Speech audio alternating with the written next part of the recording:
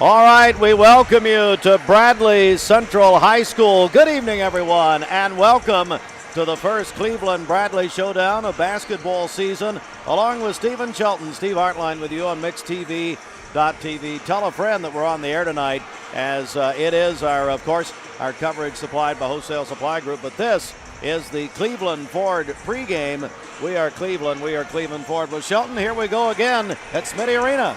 Cleveland-Bradley, here we go again. Coach Reuter comes off a state championship run last year, and so this is big time. You know, Steve, this is really a tale of two seasons for these two teams. You've got Bradley Central looking to make it back to the Glass House. You have Bianca coming in as Cleveland's new head coach. Her first time coming to Jim Smitty Arena as a head coach, and she has a very young team.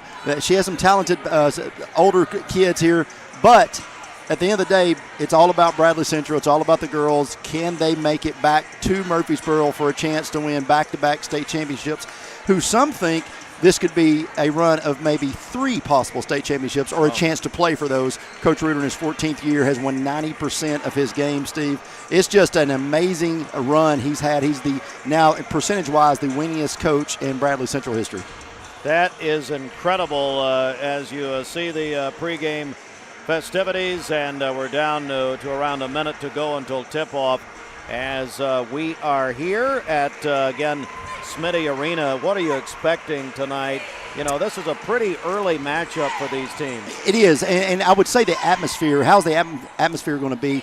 These Lady Raiders need a quick start. They cannot fall behind early. If they do, I mean, Bradley has the chance to run you out of the gym. Not just this team, but any team they play. Bradley's coming off one of their tougher opponents of the year, 71-70 over McMinn Central. At McMinn Central, a game they lost last year, the only game they lost last year. Now they come in here to play their arch rivals. But for Cleveland, you have to start fast. If you get behind early, it could be a long night for the Lady Raiders. And, you were mentioning, it's an incredible stat for Jason Reuter, his winning percentage at over 90% for Bradley. Unbelievable. What else? 33 trips to the state tournament in Bradley Central history, the most in state history for ladies basketball. So this is just, again, it's going to be the Lady Raiders want to play the upset. They want to shock the world tonight. But again, Bradley Central wants to really put 128 consecutive games winning this region. They want to make this 129. Oh, look at this. Oh, man. You can't get rid of this guy. Oh, my goodness. He said he did not want to be a part of basketball. You said you didn't want to be a part of basketball. Hold on one second. I've got maybe a mic is quickly out here. Actually, we're going to the. Oh, you're good now. Go ahead. I'm good. National anthem. Oh, we're doing the anthem. Let's do the anthem.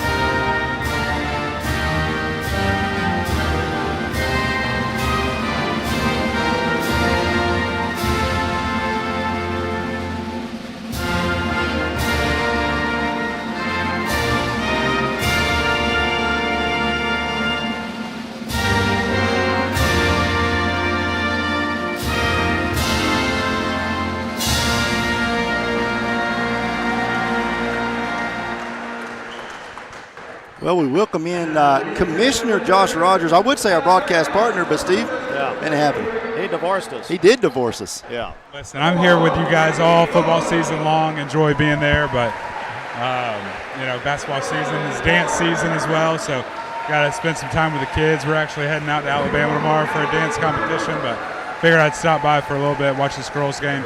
Really excited to see these Bradley girls come back and compete again for another state championship, and they're looking good so far this year, and excited to see what the season holds.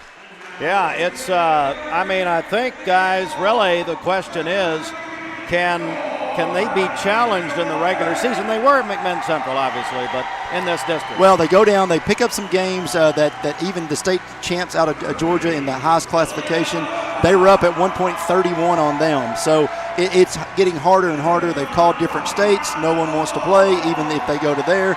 So you're getting a reputation of you just don't want to play them.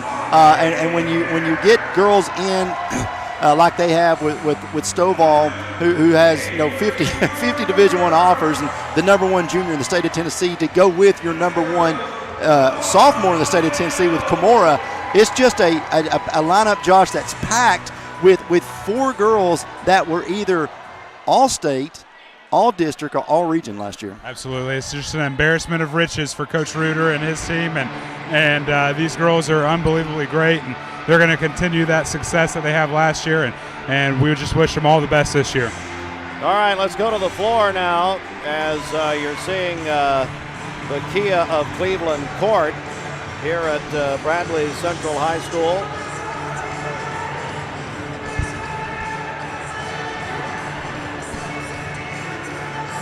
As they're about to jump it up here, it's Chad Carr's tip-off, and Bradley gets the tip here. Gonna work down low now outside. That is Brewer. And still another offensive rebound. That's good. That's Stovall, Shelton, you just talked about her. Yeah, Tatina Stovall, she's a force inside, and she's going to lead this Bearheads team in scoring most nights. Her along, of course, with Kimura Fields. Cleveland High School. That's Hurst on the outside wing. A 3-ball. Good look. That was a great look. That was Emma Smith that time.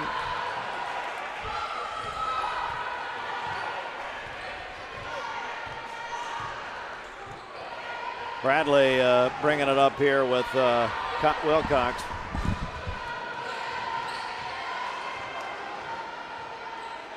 Ware comes back around all the way down. Shot no good. Put it up and in. Again, that's Stovall, who's had a good start here. Yeah, 4 for her, 4 for Bradley. Cleveland Bradley tonight. This is Copeland. 5 seconds. Yep. Katie's daughter. Katie played here. Katie Caldwell Copeland. Yep. Her played point guard here. Now her daughter starting for Cleveland. The granddaughter, of course, of Tommy and Lane Caldwell. You think Tommy's here somewhere? If Tommy's not here, he's watching. There's 1 or 2 options there for Tommy. That's for sure. I got it. As Bradley Central will bring it down here. This is Ware. They're going to go outside. The Brewer gun. If she gets hot, watch out. Yeah, she can shoot it. A quick timeout. Hey, Fruit Loops, let's take it with them. This is a 30 seconds. So, yeah, let's take a 30-second break right here live from Cleveland Bradley. It's Smitty Arena, MixTV.tv.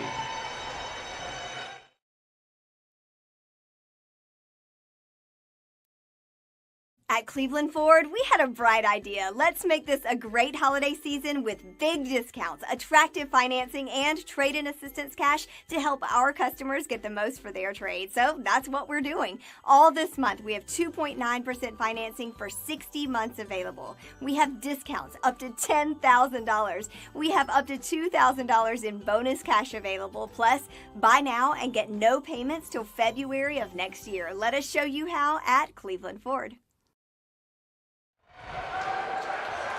Cleveland already down 7-0.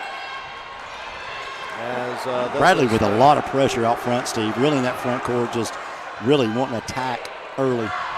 That's really part of what they do, isn't it? It is. Defense, he's big on defense, as we say. Here's a steal by Stovall.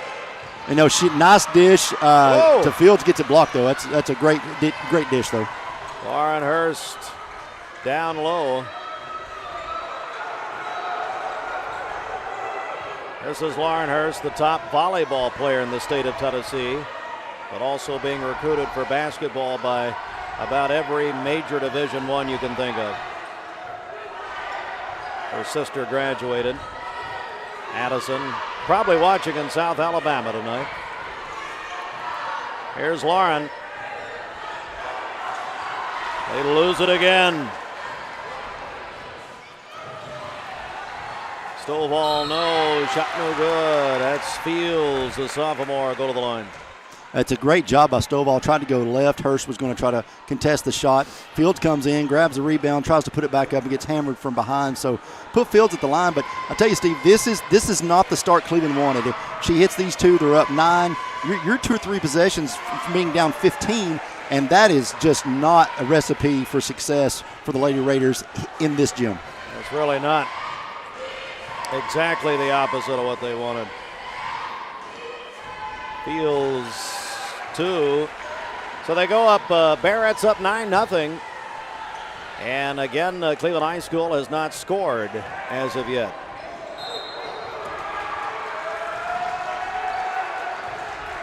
Lady Raiders will keep it. Rod Davis calls it out of bounds, and Bradley's student section is just letting him have it. They do get it in. There's a stop, pop, no good. As the missed shot by Rodriguez. And back we come the other way. Cleveland's only had really 2 good-looking open looks. Three is good. Man. And there you go, Shelton. I mean, it's now 12-0. Yeah, this is just not the start. And for the Lady Raiders, just need to get on the board. And if they can get on the board, then there we go. Things will start to calm down once you get those first couple of buckets. That's Micaiah Westfield for 2 for the Lady Raiders. And this is, what a pass down low. Shot no good. Hurst on the rebound. This is what Bradley does to teams. They just jump on them and they really don't stop.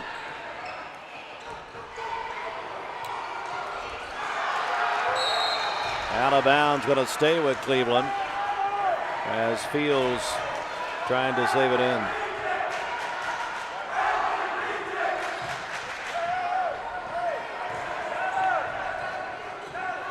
Inbound, this is Copeland. Excuse me, that's Smith, I apologize. Hurst at the top of the key.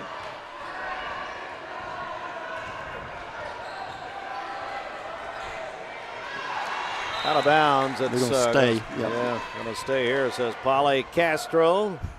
I walked in with the refs tonight. We do have a local flavor. There's Stacy and Polly and Rod, that's for sure. They've been doing it a while. They have. As Smith outside.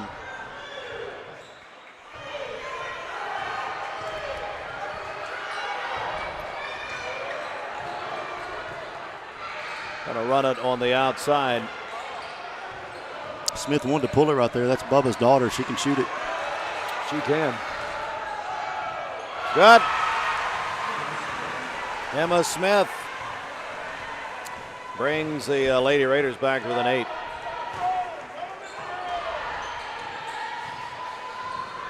Special night here. They're going to do the Hall of Fame recognition tonight. Oh, missed it, Francis, but it should be Stovall back in. Fields puts it back up for her 4th. Again, it's just hard to rebound when you have 2 girls the size of that. And at least let's not forget about Harmony Ware, who we've not called her name yet, but was, by the way, part of that all-state team last year. And hit an incredible shot in one of those late state games. We'll see by the rotation here. They just rotated. Kimura's just got a miss. Cleveland's got a mismatch right now if they can take advantage of it. Let's see. They try to get Hurst, they lose it. That's a tough pass right there for anybody to try to get into Hurst. And I tell you, Stovall did a great job of that front guard. making them try to throw it over the top. That was Ware, and she's got it back out there. That's Harmony in the She paint. got fouled. Man. Shot good. Another timeout by Bianca Hensley. This is her first game, as Shelton said, against Bradley. And how long is this one? Do we know? Is this a full? Looks like it's still a 30. They're not sitting down. Let's just keep it here. Fruit Loops, and I'm joined by Stephen Shelton, Steve Hartline with you. Gideon Ratcliffe. We've got, of course, Austin Chadwick in the truck outside, and we have a collection of folks here. Adam Lewis helping us out tonight, and we've got our buddy Ryan Marino here. So Shelton, going to be, it looks like a full house when they all get in here. Yeah, it's going to be a good crowd. Boys' game should be good. Both these teams are talented. Bradley just now getting, it's kind of weird, I'm sure, for Coach Carpenter, just now getting his football players back. Usually they're here much earlier in the season than they were this year after that run deep into the state tournament. Hello to Autumn O'Brien. They're watching in Memphis tonight. Her son playing for that semifinal spot in the OD2. We hear you, Tate. Oh, is that right? We hear you, Tate. Oh, my goodness.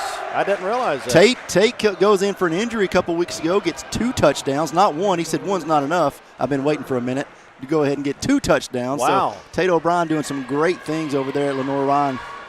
That is wonderful.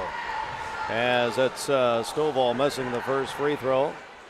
Man, so that's why they're in Memphis. That is why I thought they're they're in going back to Graceland. Well, Robbie likes I'm to go sure there. that's where Robbie's at. Yeah, Is Robbie's there Graceland. in the That's exactly right. jungle room. Turnaround shot no good. Here's Lauren Hurst on the rebound.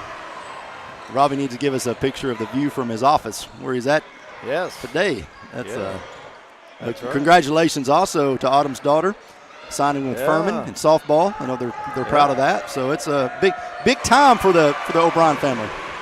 That's a 3. Is it Emma? Is that right? Yeah, Emma Smith, who's starting to find the shot here. That's 5 for Emma Smith, as Shelton told you, the daughter of lead coach Bubba Smith. And cuts that lead to 9. Yeah.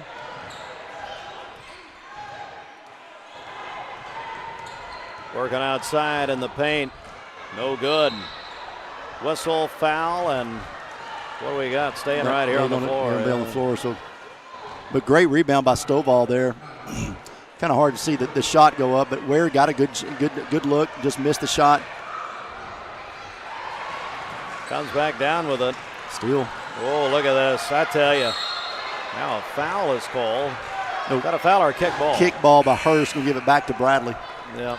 I've seen her play kickball in her backyard before, and it's actually pretty good. Now, I will tell you, I have a perfect record against Lauren in ping pong. She's never beaten me. Has she played you? Well, maybe. Okay. Now, her sister beats me every time, Addison. But outside we go. This is Brewer again for 3. No good. She's hit 2 tonight. Down low, good. That's Kamara Fields. My goodness, that's 6 for her. The top sophomore in the state. 4 for Stovall, 6 for Brewer, 6 for Fields, 2 for Ware for Bradley, 5 for Smith for Cleveland right now. Another turnover. Back they come. Layup gun. That's Harmony Ware, her 4th of the night. Well, I tell you, it's really amazing. I didn't Shelton to watch these Bearheads here. I told Coach Reuter not long ago, I believe this is, and this is saying a lot as we end the first quarter. I'll finish my thought real quick. Yeah, go ahead. I believe this, from top to bottom, is the most talented Bradley Barrett team in the history of the school. Yeah, I really think you're right. All right, let's take a 60-second timeout. It's 20-7. Bradley leads early at Smitty Arena. Cleveland Bradley night. Our coverage supplied by Wholesale Supply Group. We're back in 1 minute. Caldwell Paving, paving the way in Tennessee since 1958. Caldwell Paving specializes in asphalt paving and seal coating. They serve residential clients, industrial and commercial companies, and subdivision projects. Conveniently located in Charleston, Caldwell Paving serves all of Southeast Tennessee. Caldwell Paving, old surfaces made new. CaldwellPaving.com.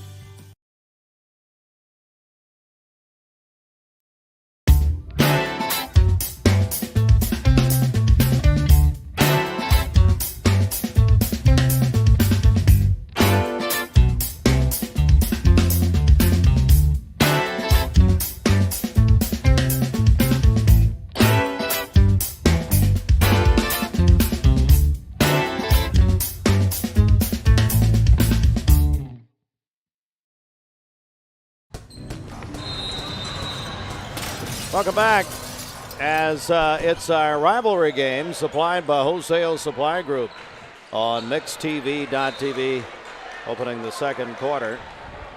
Ball just kicked out of bounds a little bit again. Give it back to Cleveland. But 20-7 in that first quarter, Steve. Cleveland did a good job of keeping it, respectable in that first quarter, but they really need a good second quarter. Shot is good.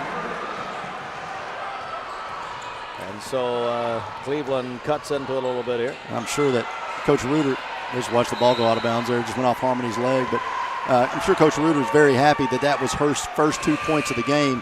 It comes in the second quarter of play. So they really want to try to keep her at bay all they can. Yeah.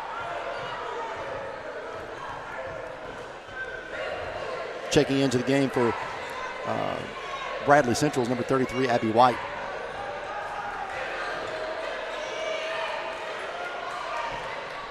Coming down the other way is Smith again. Stop, pop, good. And Shelton, she has the hottest hand for Cleveland tonight. Yeah, 7 points for her. Cut that lead now back to 9. They've cut it to 9 twice now, but Cleveland just needs some stops. They really just need some stops. And there's two turnovers in a row for Bradley. Looks like we're going to let Brewer sit and get a rest for a second. Also checking into the game for Bradley Central is a 5'9" sophomore, Addie Gehring. So Cleveland has the ball at side court with Hurst running the point.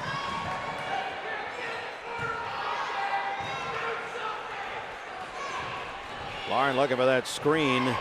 All the way down, shot no good. Rebound comes down to Fields. Greg Phillips watching at home got a little jealous there of the shout out to the O'Brien family. He just didn't want to know why he didn't get a shout out. So 3-pointer no good that time by Stovall. Phillips in the recliner, I would say. I'm sure his feet are up wherever he's at.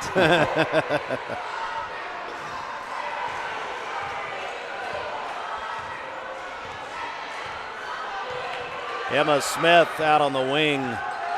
There's a 3 ball. It's good. That is Tamaya Tanner, a junior. And all of a sudden, Shelton, Cleveland High School has drawn within 6. The closest they've been since early in the first quarter. So they've scored 12. It's a 12-0 run. 12-0 run right now for Cleveland High School as they cut it to 6. And Bradley, again, sometimes when you get out to a lead like that early, you kind of let off the gas a little bit, but you got to keep the pedal down here and really try to put them out of reach before halftime. Cleveland with it wide open down low. Foul is going to be called against against Stovall. And it looks like Copeland's still down here. Yeah, she went face first.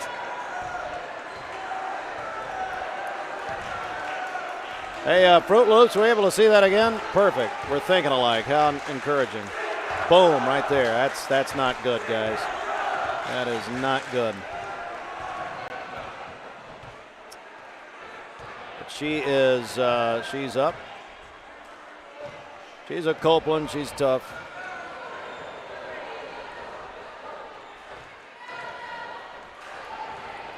What a night tonight. And to the line, the free throw first is no good by Westfield. She is a senior. I believe, Shelton, that's Wes Moore down there. Used to coach at UTC. He's now at, he's a Division I coach. I know that second free throw is good. He is. That is Wes, isn't it? It is.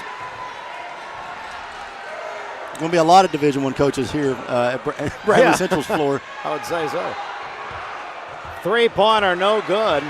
Long rebound, and what a pass down low. Shot good and a foul. Oh, my. Kamara Fields with 8 now. What a play, Shelton. Oh, yeah, that's big-time feed, though, to be able to give that ball back to her, see her inside, and to be able to take the contact, make the shot. That's a big-time play by a big-time player. Yeah. And the free throw is good, and so Fields puts Bradley back up 8 in the second period here. Another kick ball going to stay with Cleveland High. Robbie O'Brien just said the view from the office is a 2-lane road in Arkansas. Oh, my. He said, I feel like I'm driving the bus for the Huskers. Oh, Robert. Come back this way with Hurst. Lost it. Had it stolen away that time by Stovall. All the way down. Shot no good, but a foul. She'll go to the line. You can see the energy with Stovall right now. She's just really amped up. That was really hard off the glass where she, I've watched them a few times this year and usually has some nice touch around the glass, but you get that adrenaline starts pumping and sometimes those ball comes off the handle just a little hard. Yep. And it goes in.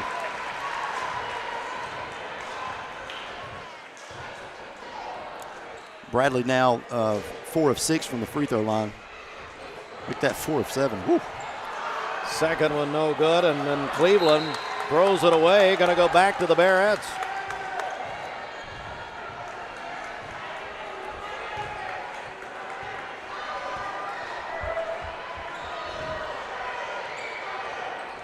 Bradley with it. Coming across the line. Well, this is Wilcox at the point. Down low, lost it out of bounds. Going to go back to Cleveland High School. Of course, Westmore now at NC State, so it's not a slouch setting over there, that's for sure. That's right. Coming, that's a 3 try for Westfield, no good, and the rebound down to Stovall. She lost it momentarily to Harmony Ware, picks it up.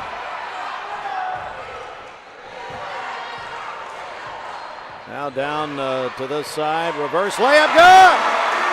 That is Kamara Fields with an acrobatic shot. So Bradley, that's 11 for her. Bradley goes up 11. They got that trap, Steve. That's a great job of getting out of there for Smith. Westfield for 3, no good.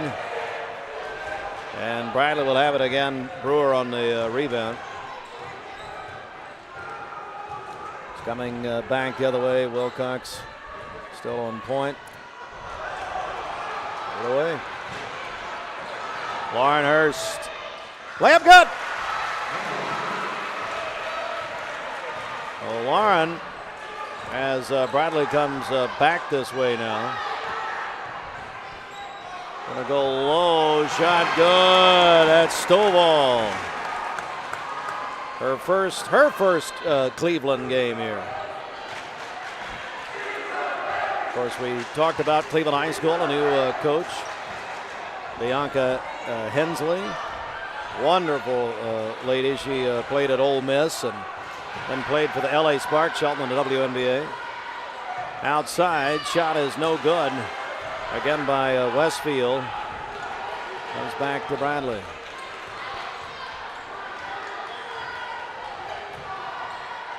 Brewer at the top.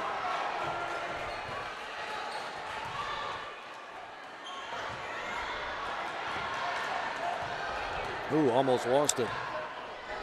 Look at that pass. Oh, man. Stovall again. Give her 9 for the night.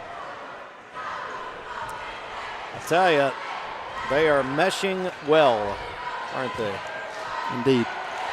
Westfield again, shot good. Reuter upset about that. That's 5 for Micaiah. Yeah, Coach Reuter doesn't appreciate those shots in the paint when you got bigs like he's got. That's for sure. Down low. Yep. What they call a travel. How are you? Good to see you.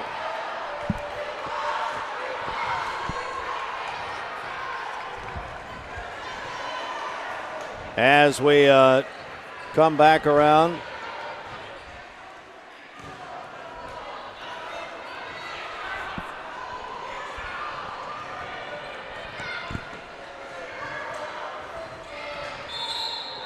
And almost lost it. Going to stay down here with Cleveland High School. Blocking foul, possibly. Yep.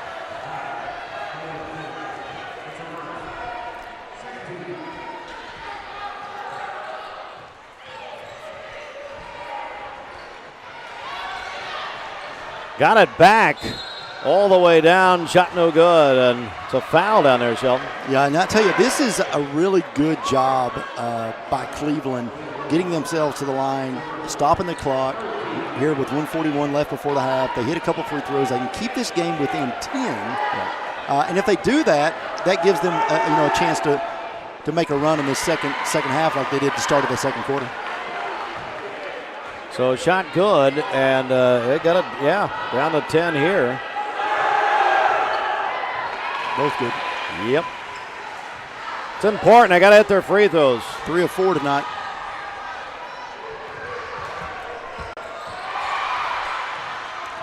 Down, they got a foul out here. That's going to go against Izzy Smith. She's playing as a freshman.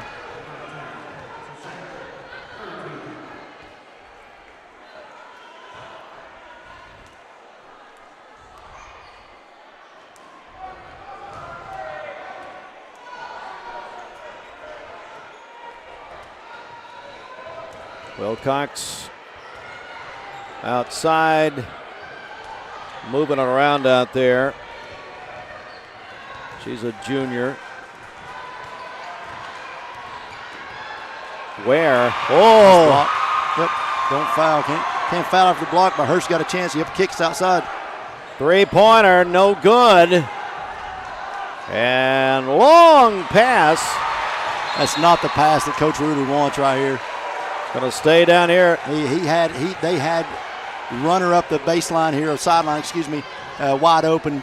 She tries to go to the middle of the floor there, gets it knocked away by Hurst, but had a chance for an open three.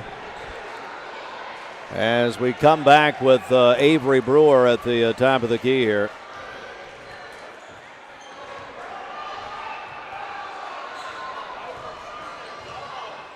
Nice pass. About 40 seconds in the half. Cleveland's done just a fantastic job in the second quarter. Yeah, complete difference. Here's Brewer. That's good. Brewer with 8. That's her first 2 of the second quarter.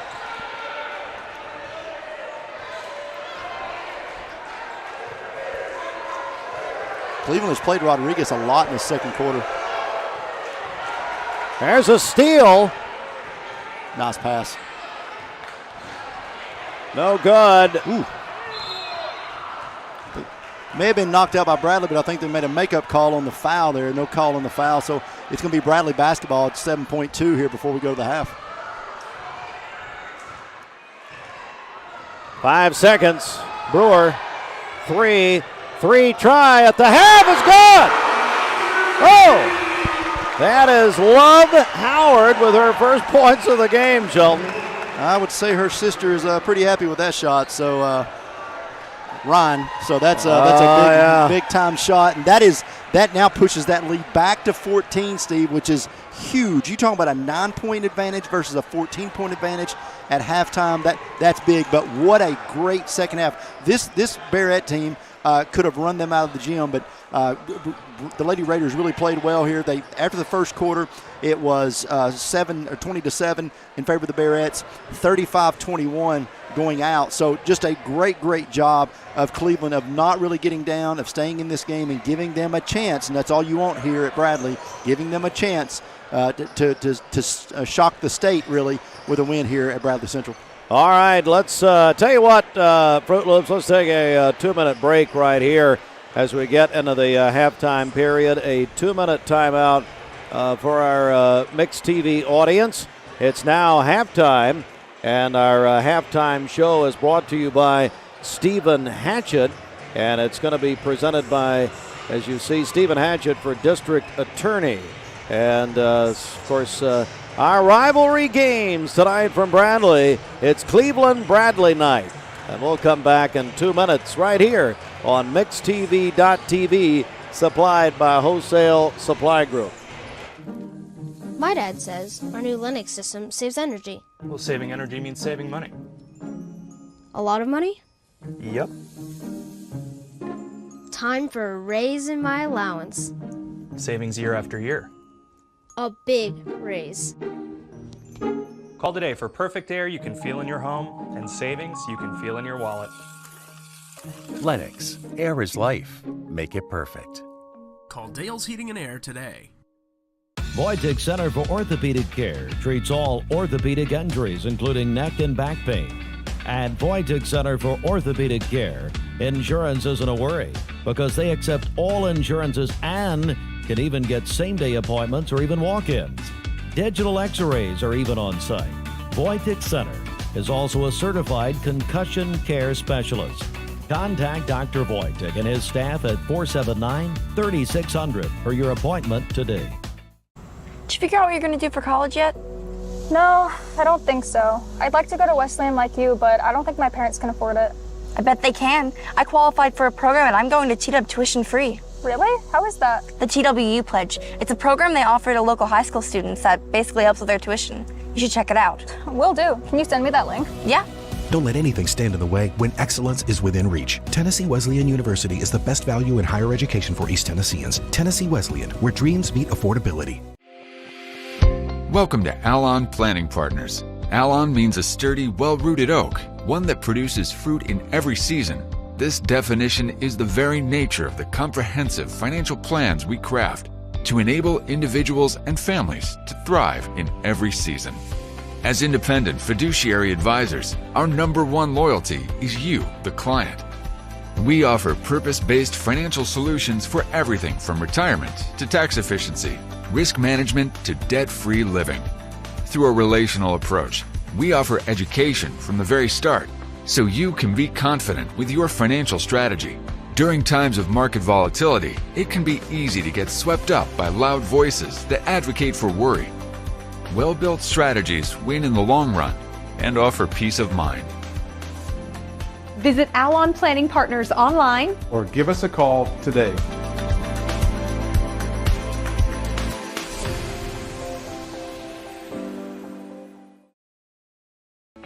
When most people think of plumbing and electrical supply houses, there's an idea that they're just for plumbers or electricians or builders to shop at. Wholesale Supply is proud to be open to the public and proud to serve our communities. By supplying the best quality products for the best prices with the best service guaranteed, Wholesale Supply is your one-stop shop for everything plumbing, electrical, and HVAC. To find a location near you, visit wholesalesupply.us for more. Helping build communities in the Southeast for over 80 years is just what we do. My dad says our new Linux system saves energy. Well, saving energy means saving money. A lot of money? Yep. Time for a raise in my allowance. Savings year after year. A big raise. Call today for perfect air you can feel in your home and savings you can feel in your wallet. Lennox, air is life. Make it perfect. Call Dale's Heating and Air today. Jenny, I just don't know what we're going to do. Hannah really wants to go to Wesleyan, but I don't think we can afford it. You know, that may not actually be true. Emma qualified for the TWU Pledge at Tennessee Wesleyan. She's going to be a Bulldog, tuition free. But how's that even possible? It's a program that offsets the cost of education for local families. That sounds like a great option for us. You just need to go to tnwesleyan.edu and check it out. Tennessee Wesleyan, where dreams meet affordability.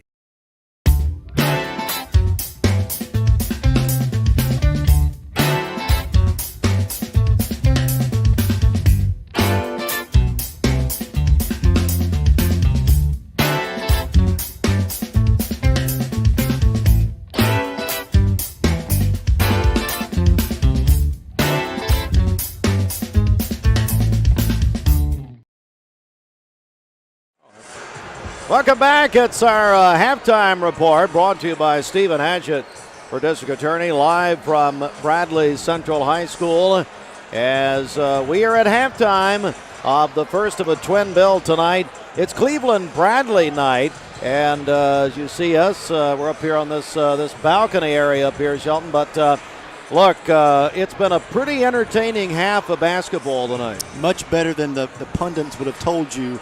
They really thought that that Bradley could have been a 45-point favorite in this game. But when you look at the halftime score, Cleveland has now made a couple big runs. It's not been a lot of consistency on the offensive end. And Bradley's really only had at one point in the game they had 2 consecutive turnovers. Other than that, they've really done a good job all the way around, being led, of course, by Kimora Fields with 11 and Stovall with 9. But don't sleep on Bradley's defense. They've held Hurst to 4 points at the half, that's really the motor that Cleveland needs to get going. You've got Smith that has 7 points at halftime. So I just think that when you start looking at this halftime score and you think, okay, well, Cleveland's up, Bradley's up, 14. That's not really indicative of what we saw in that this first half of play, because there were runs that Cleveland made, especially on the offensive end, that I thought, okay, they found something here, but Bradley has just done such a good job defensively. Let's talk about that second quarter, because you said it was like night and day between the first and the second quarter. What do you think happened there? What happened in the second to propel Cleveland High School to have a much better second frame? Well, I think you got Westfield going. She hit a 3. That 3 brought them within 9. They cut it to 6. But I think when you look at that, you're looking at Hurst scores her first 2 buckets of the game finally. She gets 4 in that quarter. Westfield actually ends up with 3 in the quarter with that big time 3. And so I just think that they had a little bit of confidence. And I think that's what when you think about high school sports in general, but especially basketball, when the confidence level starts going up, shots start to fall, the rim starts getting bigger, and I think at certain points you saw that for Cleveland. Now the question is, now that you've gotten over the fear of being here and the fear of playing, and fear is probably not the right word, but you're playing the defending state champs. Now that you've had a taste of it, now that you know what it feels like to play them and know what it is to run with them, can that confidence carry over to that second half? And what adjustments are going to be made by Coach Hensley? What adjustments are going to be made by Coach Reuter? That's the biggest questions. And for Cleveland, they have got to find an answer down low. They need all the help they can get, because they're going to have to keep Stovall and Fields off the glass, because they've just really just done a great job getting offensive boards. It hit me. You and I have been doing Cleveland Bradley for 20 years. And so when you and not just about us at all, but when you think about that, every game, every Cleveland Bradley especially that we've done over the last 20 years, anything can happen. Anything, it's not throw the records out per se, but we've seen so many special moments in this rivalry. Well, I knew we were old when I said to Tatiana Stovall, excuse me, when I said, you said, okay, Tatiana, I said, yes, Tatiana Stovall. I said, her uncle James played here. We called his games. And so now, that's right, yeah. now we're those guys. Now we're in this second generation of kids that are playing. Kimora Fields' mom, we called a bunch of her games at Cleveland High School. We already knew that. Now we have multiple players on the floor that we call their games, but their parents' games. But I agree. We've seen so many games here, and I smiled. Well, I don't know if the camera caught me, but I smiled when you said, we started here. We did start here. We started down in the stands about halfway up. And so Oak Ridge. They had the band right behind us. Yes, Oak Ridge. That was it was a night to remember. It was a night to remember. But no, again, so many changes, not only to this arena, just the updates they've done. They've done a great job of honoring their past champions. Yeah. Just a great place to watch a high school basketball and play a basketball game. And I do want to talk about what's going to happen here Tuesday night with the Len Jones Foundation. You were mentioning that this morning on our broadcast. We haven't even talked about the Empty Stocking Fund, and we've got to thank some people there, but a lot to talk about. But let's talk about the game, where we have a foul down low as we open the third period. But, Shelton, the Len Jones Foundation, Len, Tuesday nights, going to do an incredible thing here. Yeah, it's the first of 3 nights here at Bradley Central. They played with this last year to try to figure out how to best do this.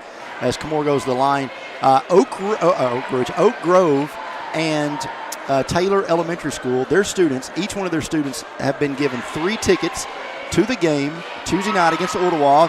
Coach Reuter will welcome back his old friend Tony Williams from Ooltewah there to come and watch. They get 3 tickets to the game. They get also 5 tickets to the concession stand, and the Len Jones Foundation has worked with the Bradley Central administration, and those tickets are good for any item in the concession stand. Yeah, and so it is. Last year we did it. It is circus is a good word for it. I mean, it's like a jungle gym. I mean, there's kids everywhere.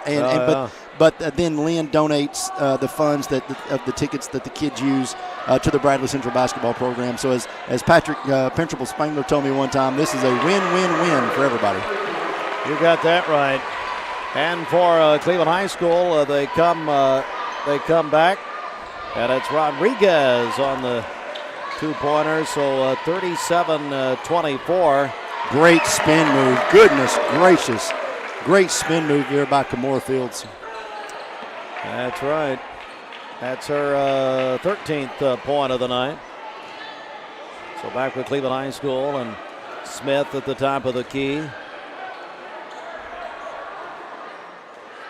It's at 15-point turnaround. No good. This is what you talked about pregame. Cleveland's got to make a stop. They can ill afford for Bradley to get on a little run here. Down low they go. Shot is good, and the foul, and I think that run is here. Kamora Fields is going to go to the line for a three-point play. Well, that's 6 for her in the third quarter. Oh, and we are just a minute 17 in. Well, the lead now 18. And 18 for Fields. Yeah. Bradley 7 of 10 from the free throw line so far in this game. Cleveland a 3 of 4. Got to come outside with it. Lauren Hurst. Smith nearly lost it, but hangs on.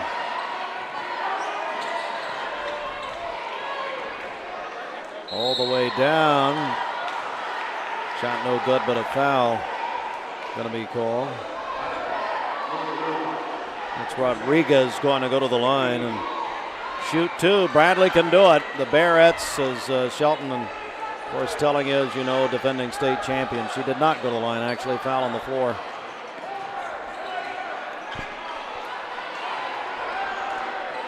Bring it out. That's a 3 try for Smith, no good. And great job by Brewer, boxing out there. Yeah.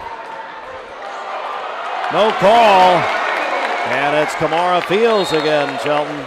That's 20 for her. Leads all scorers. Timeout. That's a full. Hey, Fruit Loops, let's take a 30-second here. 30-second break from Bradley, where the Bearettes are now up 20 in the mid-third period. We are back. MixTV.tv, the rivalry game supplied by Wholesale Supply Group. Back in 30 seconds. Caldwell Paving, paving the way in Tennessee since 1958. Caldwell Paving specializes in asphalt paving and seal coating. They serve residential clients, industrial and commercial companies, and subdivision projects. Conveniently located in Charleston, Caldwell Paving serves all of Southeast Tennessee. Caldwell Paving, old surfaces made new. CaldwellPaving.com. We welcome you back. It is MixTV.tv, and there's our Cleveland Insurance aerial coverage. Look at that campus, Shelton. Oh, yeah, and the parking lot is, this is from a little earlier. That parking lot's much more full than it was. So this is Josh Rogers' favorite part of every game is the aerial shots. Oh, yeah. Adam Lewis doing a tremendous job for us. Somewhere, parts unknown. Kent Smith's here as he's in the trailer? You know what? That's not the first time anybody's said that about Adam. He's in the trailer with me. I am almost positive. Oh, my Lord. Well, Austin said if we get indoor plumbing out there, it'd be a problem. And that's just at his house, so I don't know. Lainey Copeland checking back in after taking that spill in the first half, so good to see her back. Yeah, took a face first.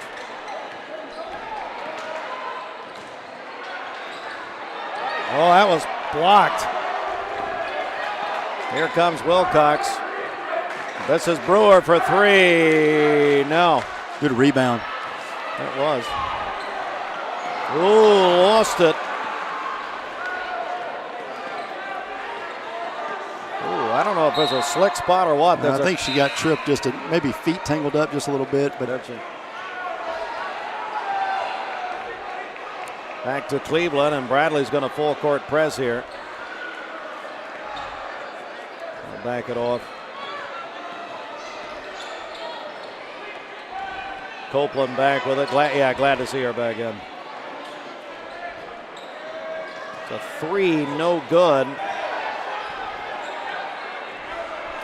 Bradley up 20 here. We're in the third period.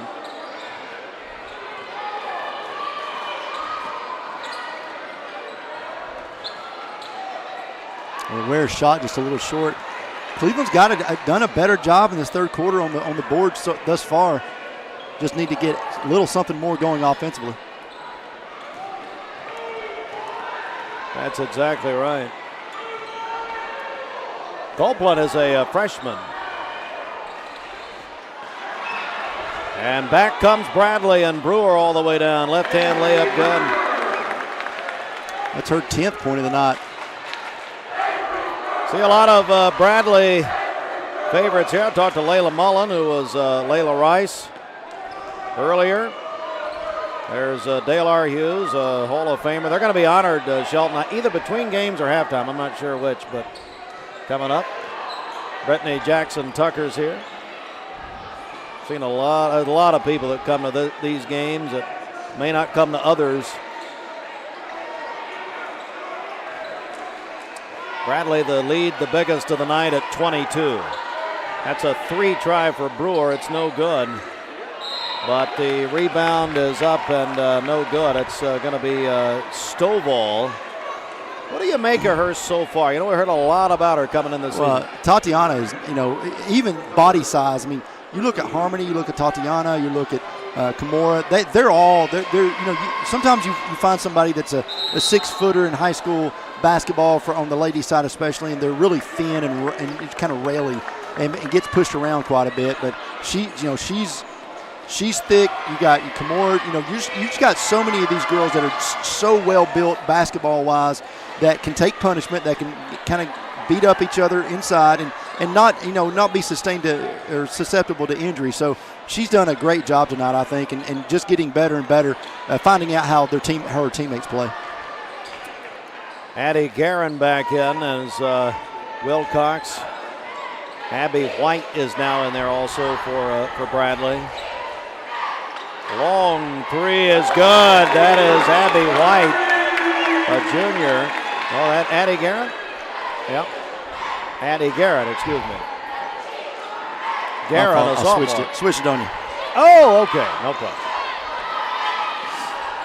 As back we go with Copeland. Thought better of it. There's a whistle. Pick up a foul there. Wilcox, just kind of a reaching in foul a little bit.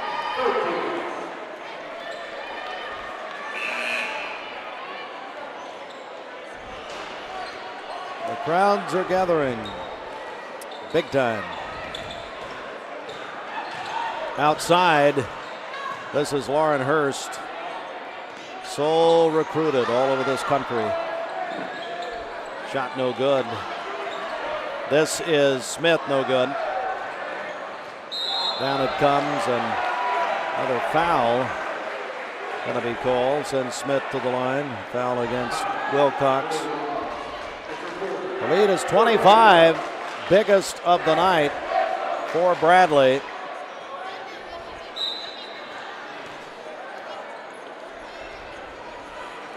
So this put Tanner to the line for the first time tonight. Yeah. This lead's inching up a little bit, Steve, and that Cleveland really needs to put some points on the board. And I tell you, it happens so fast. I mean, Bradley jumps on you, and they don't let go. Free throw is good. That's 4 for her tonight.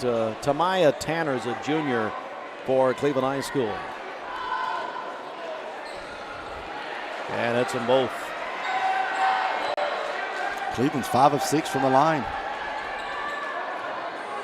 Bradley back the other way, and a pushing foul is going to go against Tanner for Cleveland High.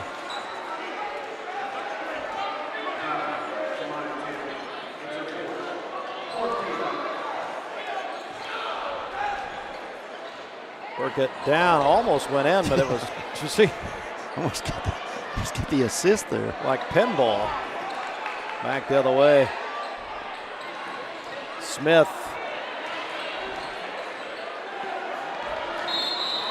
Another foul down in the deck that time. Of course, Bianca Hensley Shelton was at Stewart's Creek before she came here. That's a team we're familiar with. Very familiar. The head baseball coach, Brian Howard, and I were college teammates. Oh, is that right? Yep. Wow. As I said, she played at Ole Miss. Asked her if she knew Lane Kiffin. She said she did not. I don't know if she was glad about that or not. I mean, I couldn't tell. And what sentence structure did she? I don't know. I couldn't get the context. Come on, you got to love the Lane train at Ole Miss. He's put you. Yeah. He's put you 10 wins there, and out of two out of three, 10 wins in 2 out of 3 seasons. Are they? Let's see. I was trying to remember what bowl they're in. They're against Penn State in the Chick-fil-A Bowl. Oh, they're down in the Chick-fil-A. Not that I'm keeping up with it. The old Peach Bowl. All right. So Libby Stewart now, a sophomore. Probably going to have some girls get some playing time at this point. There's another 3. That's another 3. And that is that's Abby White. Abby is a 5'7" junior. The lead back to 25, about a minute to go in the third.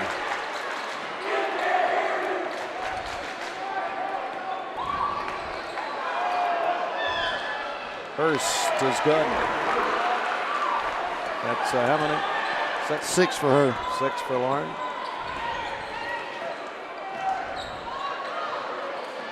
Tried the trap over here. Out of bounds, yeah. Back to Cleveland. Coach Reuter's like, you had 2 people open on the other side of you.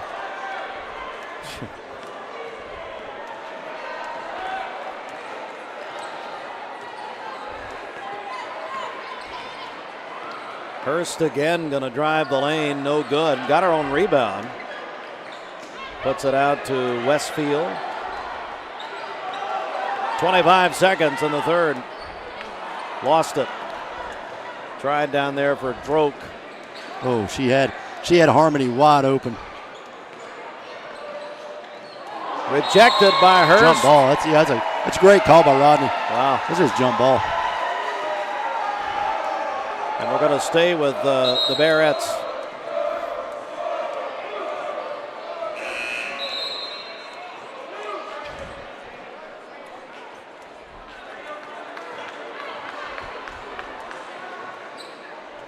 First to inbound.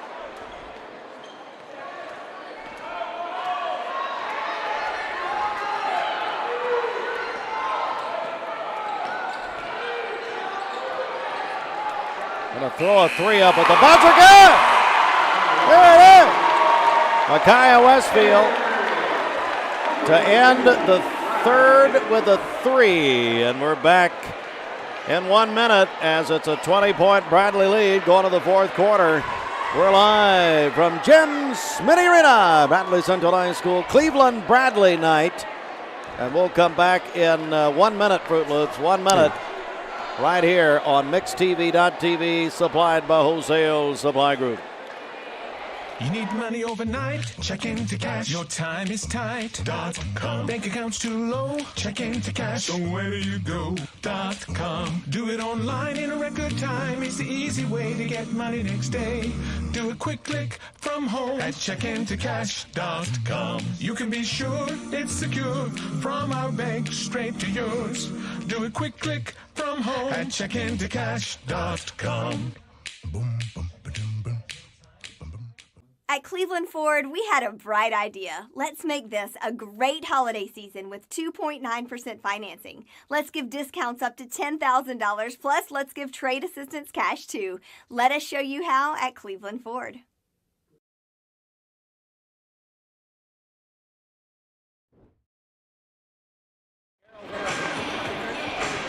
Oh, wow. Mark Smith, hello, Mark. Great to see you. He's saying hello to us, talking about the Empty Stocking Fund. where we set a new record earlier this morning, Shelton. Absolutely, and like I said, just can't express our thanks enough to those that took the time to give, that were led to give. Just an incredible year for the Empty Stocking Fund. I can't say enough about this community and their willingness to help those less fortunate, and it's going to make a lot of happy young boys and girls on Christmas morning. It's unbelievable, it really is. So Bearettes work it outside. They're up 20 here as we open the fourth period. Of course, the boys game up next. Cleveland will get the steal and come back the other way. Thanks to Mark Smith for a huge scoring update. Cleveland High School Lady Raiders defeat Carrollton, Georgia, the defending wrestling champs in ladies wrestling, 52-18. Wow. That's a big win for that program. That really is. And another foul here. I tell you, the wrestling, we talk about the basketball success of Bradley girls, the Bearettes. The wrestling success, both at Bradley and but at Cleveland High School is unprecedented in this state. It's incredible. And now with girls and boys, there's another foul. This time going to go against Harmony Ware.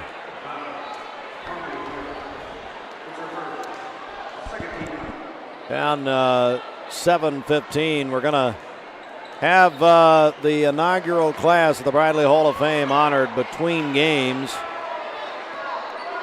Some of the Hall of Famers are here. They had the banquet last night at the Pie Center. Brenda Lawson, who's on the committee, told me it was a wonderful night. Back to Bradley, ball out of bounds.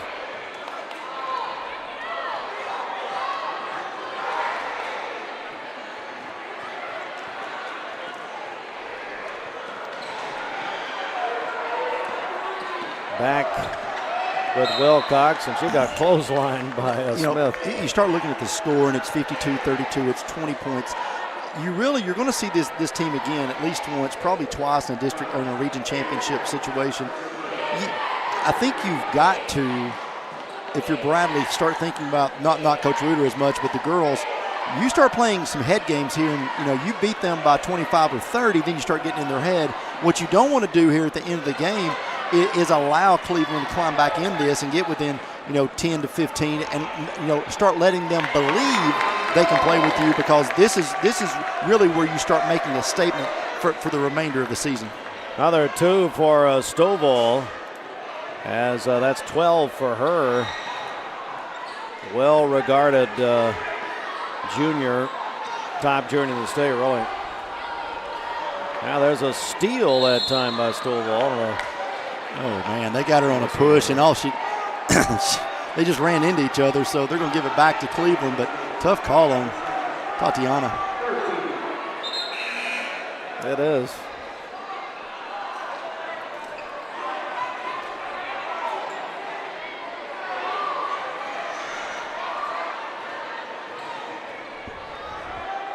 Cleveland just desperately needs some big buckets here as quickly as possible. They do, but they lose it. And a foul call. Back to Bradley.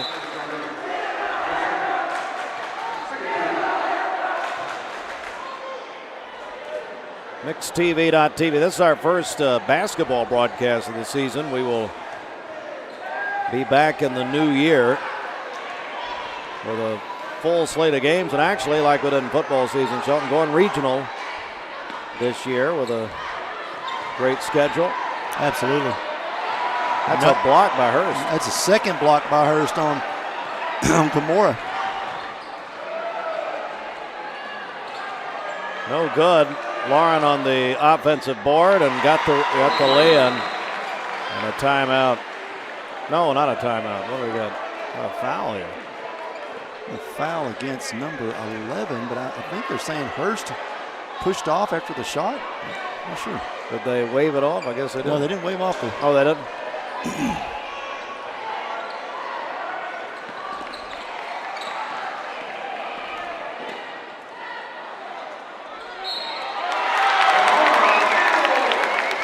And good.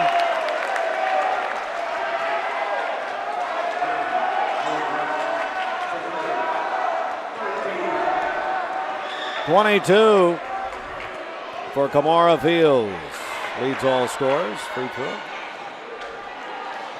Oh, look at that rebound. Shot no good. There's no glass there. Got to stay with the Barrettes. That was a great effort by Stovall that time.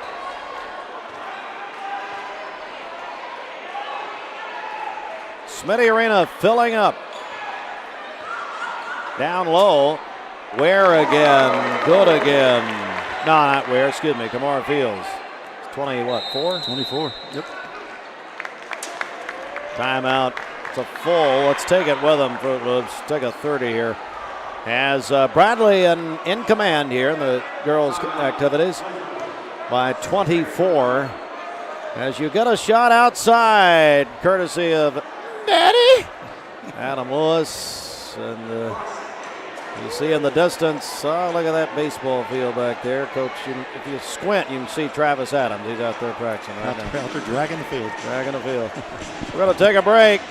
Our Cleveland Insurance aerial coverage sends us to break here. MixTV.tv, the rivalry game, supplied by Wholesale Supply Group. Back in a moment. Here is Brian Poole, owner of Poole Funeral Home and Cremation Services of Cleveland. We probably have the best facilities in the area. They're very spacious, accommodating. We have 4 big visitation rooms, big chapel. We can live stream services as well now, have that capability. I enjoy serving and ministering to that family. That's the thing I'm doing. I'm a servant. I just love helping families at the worst time of their life. I feel like God's given me something to work with, and I try just to use His ministry. We treat your family like they're our family. Back with more of the, we're in the 4th period here at Shelton, and Bradley the lead about 24. We're filing our complaints with Fruit Loops during the break. I mean, when are we not? And by the way, when is he not? Oh, yeah, that's true. Loser. They've been here all day. Fruit Loops said if it weren't for him, there wouldn't have been over $200,000 given to the empty stocking fund this year. TV's become a big part of it. Now, I said nothing like that. Well, I didn't want to say anything about the TV, but I do believe that the entertainment factor on day number 13 or whatever it was 9. Impeccable. 3-pointer. I was accused that was first class. I was accused of rooting for you. Oh, listen. By Zandra. Listen, I want to say this. That was the most rigged contest ever. If you want conspiracies, that topped us actually going to the moon. I mean, that's ridiculous.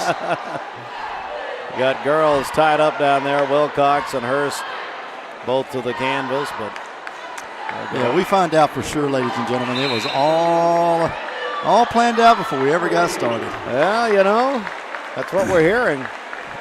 We were asked about what our group would do on Day 9 next year, and we've decided to do a live nativity scene. There we go. Inside the radio station. There it is. Well, you got plenty to choose from, buddy. I'll go ahead and tell you. Here's Hurst. Oh, well. Yeah. I don't know. I was saying real animals, but that's I was bringing. Well, you can take either one you want out there. Oh, goodness. Dr. Paul Kahn's in the building. He's going to be on it. Oh, down. She was going for I would say the big-time SWAT. That's for sure. Oh, man.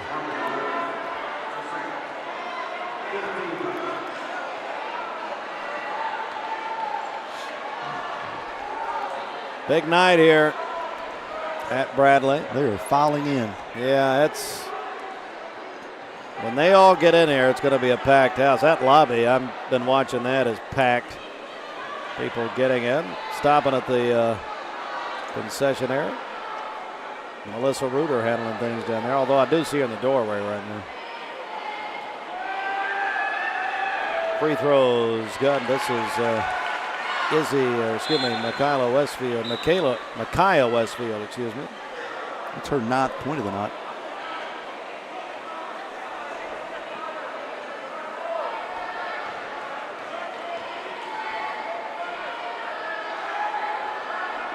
Free throw, no good. Bradley the ball in the lead, big lead.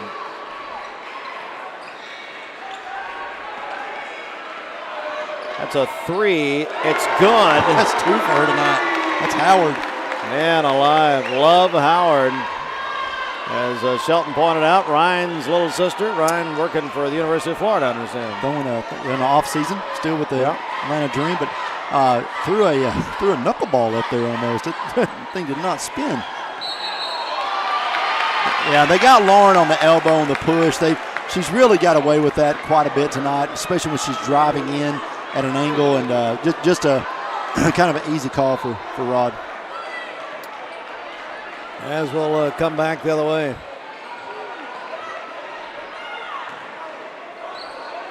Oh, she was going to let it fly again. That is 12-13 for Brewer. Well, I tell you, when she gets hot, watch out. Man, that is so right.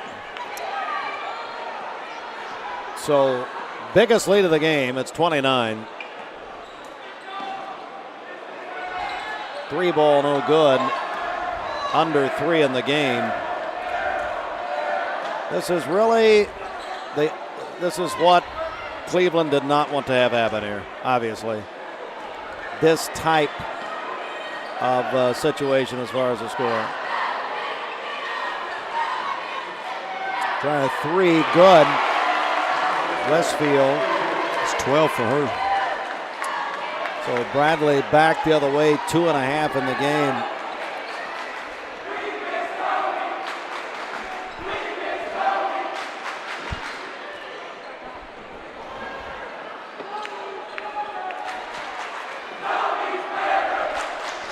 Three, no good. Bradley student section making no fans tonight. Very true. Westfield. That is Smith, no good. And back the other way with Bradley here. We're under 2 minutes.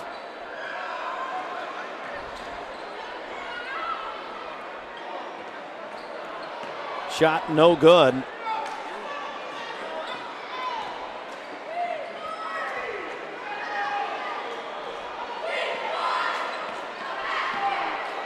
Hurst all the way and a foul. So she will go to the line. How you doing, buddy? Good to see you. My buddy Drew Thompson.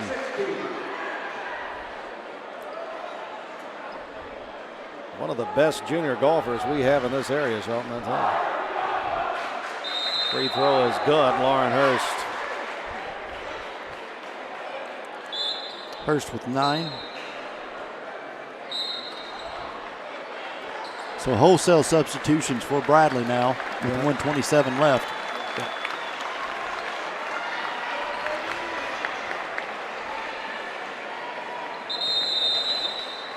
Hurst hits them both, and we got a timeout. Let's take it with them. Let's take a 30-second break. Right here, Fruit Loops says Bradley by 24. Back in a moment. Buddy's Barbecue is open and serving you by the way of drive-through, curbside pickup, online ordering, delivery, or call-in. You can call them at 423-458-1501. They're located at 678 Paul Hupp Parkway here in Cleveland. Everyone there at the Porsche dealership are so personable and very knowledgeable that we just keep coming back. Being in real estate for like 34 years, you really come to value and appreciate the level of service that Range Rover gives you. The service department goes above and beyond with their routine service maintenance, and they get me out of there quickly. Chattanooga Auto Square, luxury lives here.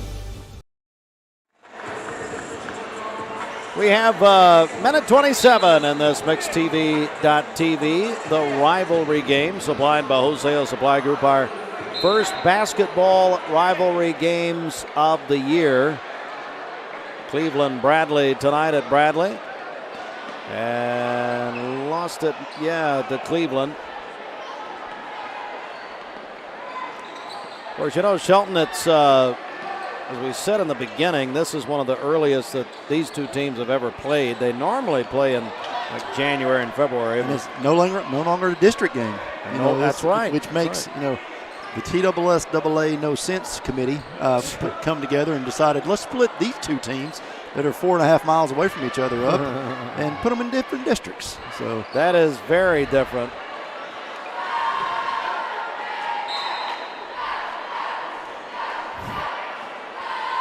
Look at the student section. Yeah, they've stopped watching. I'd love to repeat a couple of their chants here earlier, but you know what? It's I love the student participation. Oh, it makes it. Isn't that cool? Years ago, when the Cleveland, the Lady Raiders were really good. For Rachel Moore was there, and for a few, good 4 or 5 year run. I tell you, do you remember some of their student sections? Oh my goodness! Smokes. That's a 3, no good.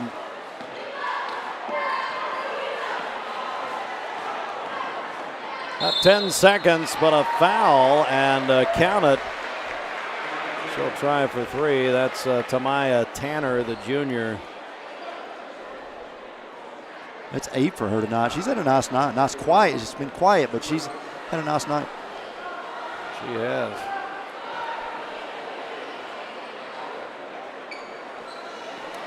So she'll miss the free throw, and should do it. But nope, we're gonna call. Yes. Call the last foul here was 6.1, just because of, I guess, not sure why.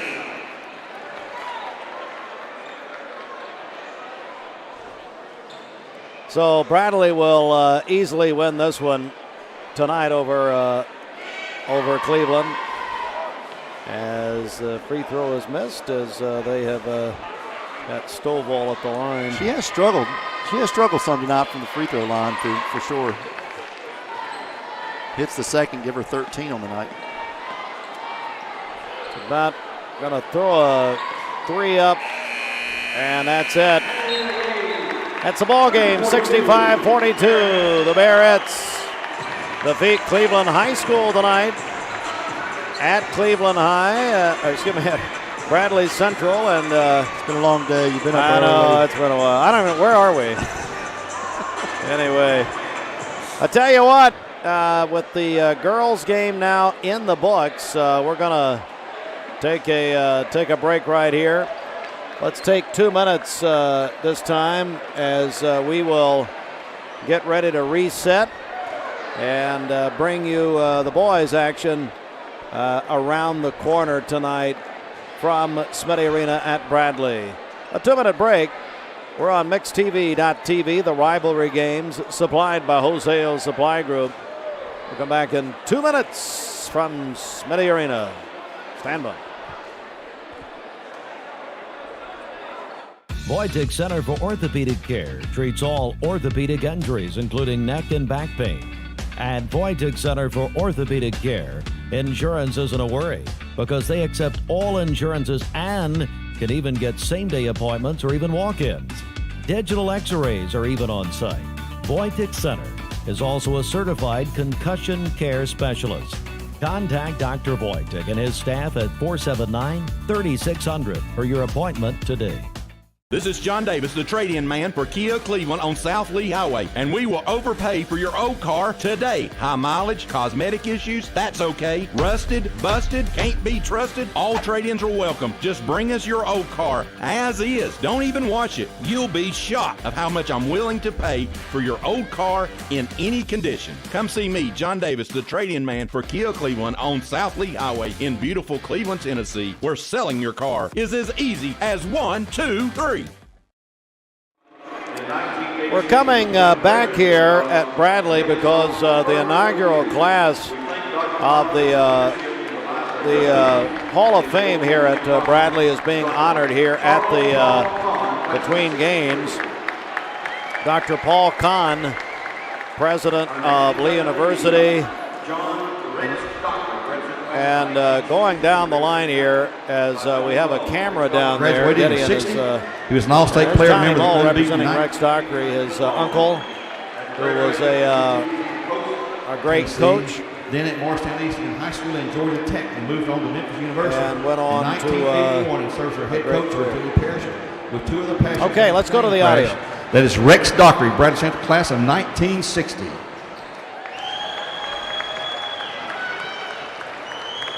The late Lily Frank Fitzgerald, Bradley Central class of 1932. Miss Lily Frank Fitzgerald graduated and was among the best known and most admired teachers her 37-year tenure at Bradley Central. Her goal was to inspire her students into a lifelong learning environment. That's Lily Frank Fitzgerald, class of 1932. Mr. Dale R. Hughes did not graduate from Bradley, but he was our principal from 1975 through 1996.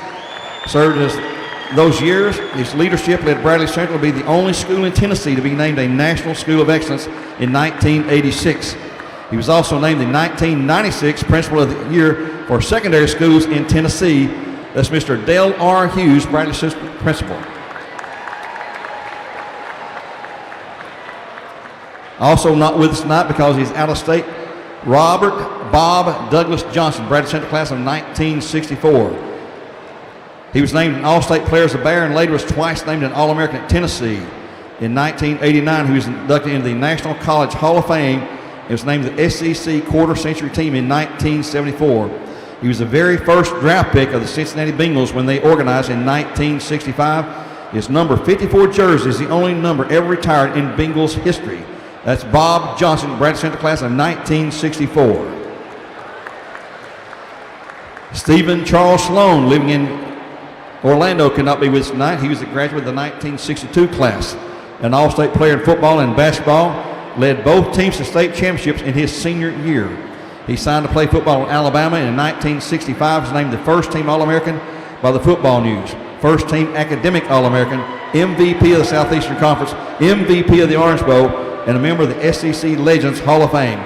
Steve was drafted by the Atlanta Flames where he played for 2 seasons. Stephen Charles Sloan, Bradley Central class of 1962. Representing him tonight is good friend Steve Gibson. Also tonight, in our final inductee, the late, great Cordell Corky Whitlock, 53 years as the voice of the Bears. He narrated the greatness of Bradley Central High School football along with other high schools and colleges, broadcast over 10,000 games during his 53 years on the radio, a tenure that the TSSAA says is second to none in length. It's an honor to welcome Corky Whitlock, the voice of the Bears, into the Bradley Central Hall of Fame. Representing him tonight is his wife of 63 years, Annette Whitlock. It's Corky Whitlock, Bradley Central High School, voice of the Bears for 53 years. And ladies and gentlemen, that is our first inaugural Bradley Central High School Hall of Fame here tonight. Had their induction ceremony last night at the Pie Center. How about a big round of applause for the entire group?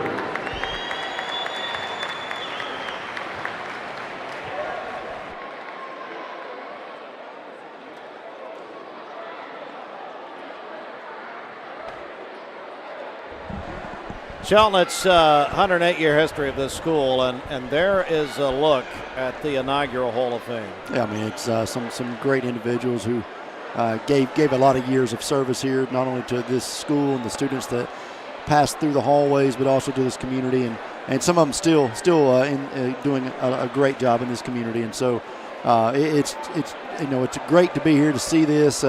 Hope this continues and really showcases the individuals that have helped create or build a foundation for the community that we live in today, that are a part of the community that gave over $200,000 to the Empty Stocking Fund.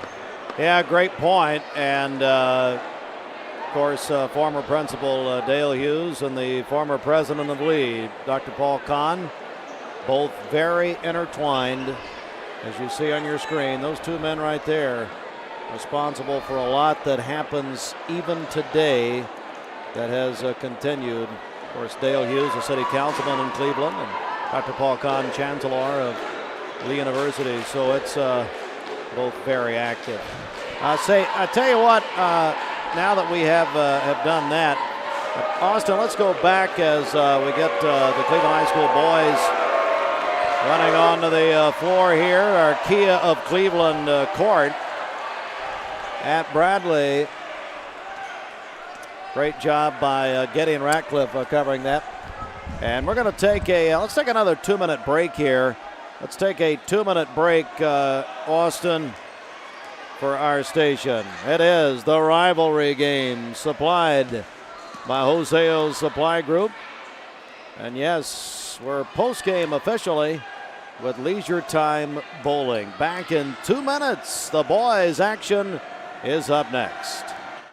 Attention, business owners and managers. Bring your team for team building to Leisure Time Bowling. Leisure Time Bowling offers your company or organization the chance to have fun together with bowling, great food, and a private meeting space. Research shows that team building leads to greater business success. Call Leisure Time Bowling to make your reservation at 728-2988. That's 728-2988 or ltbowling.com.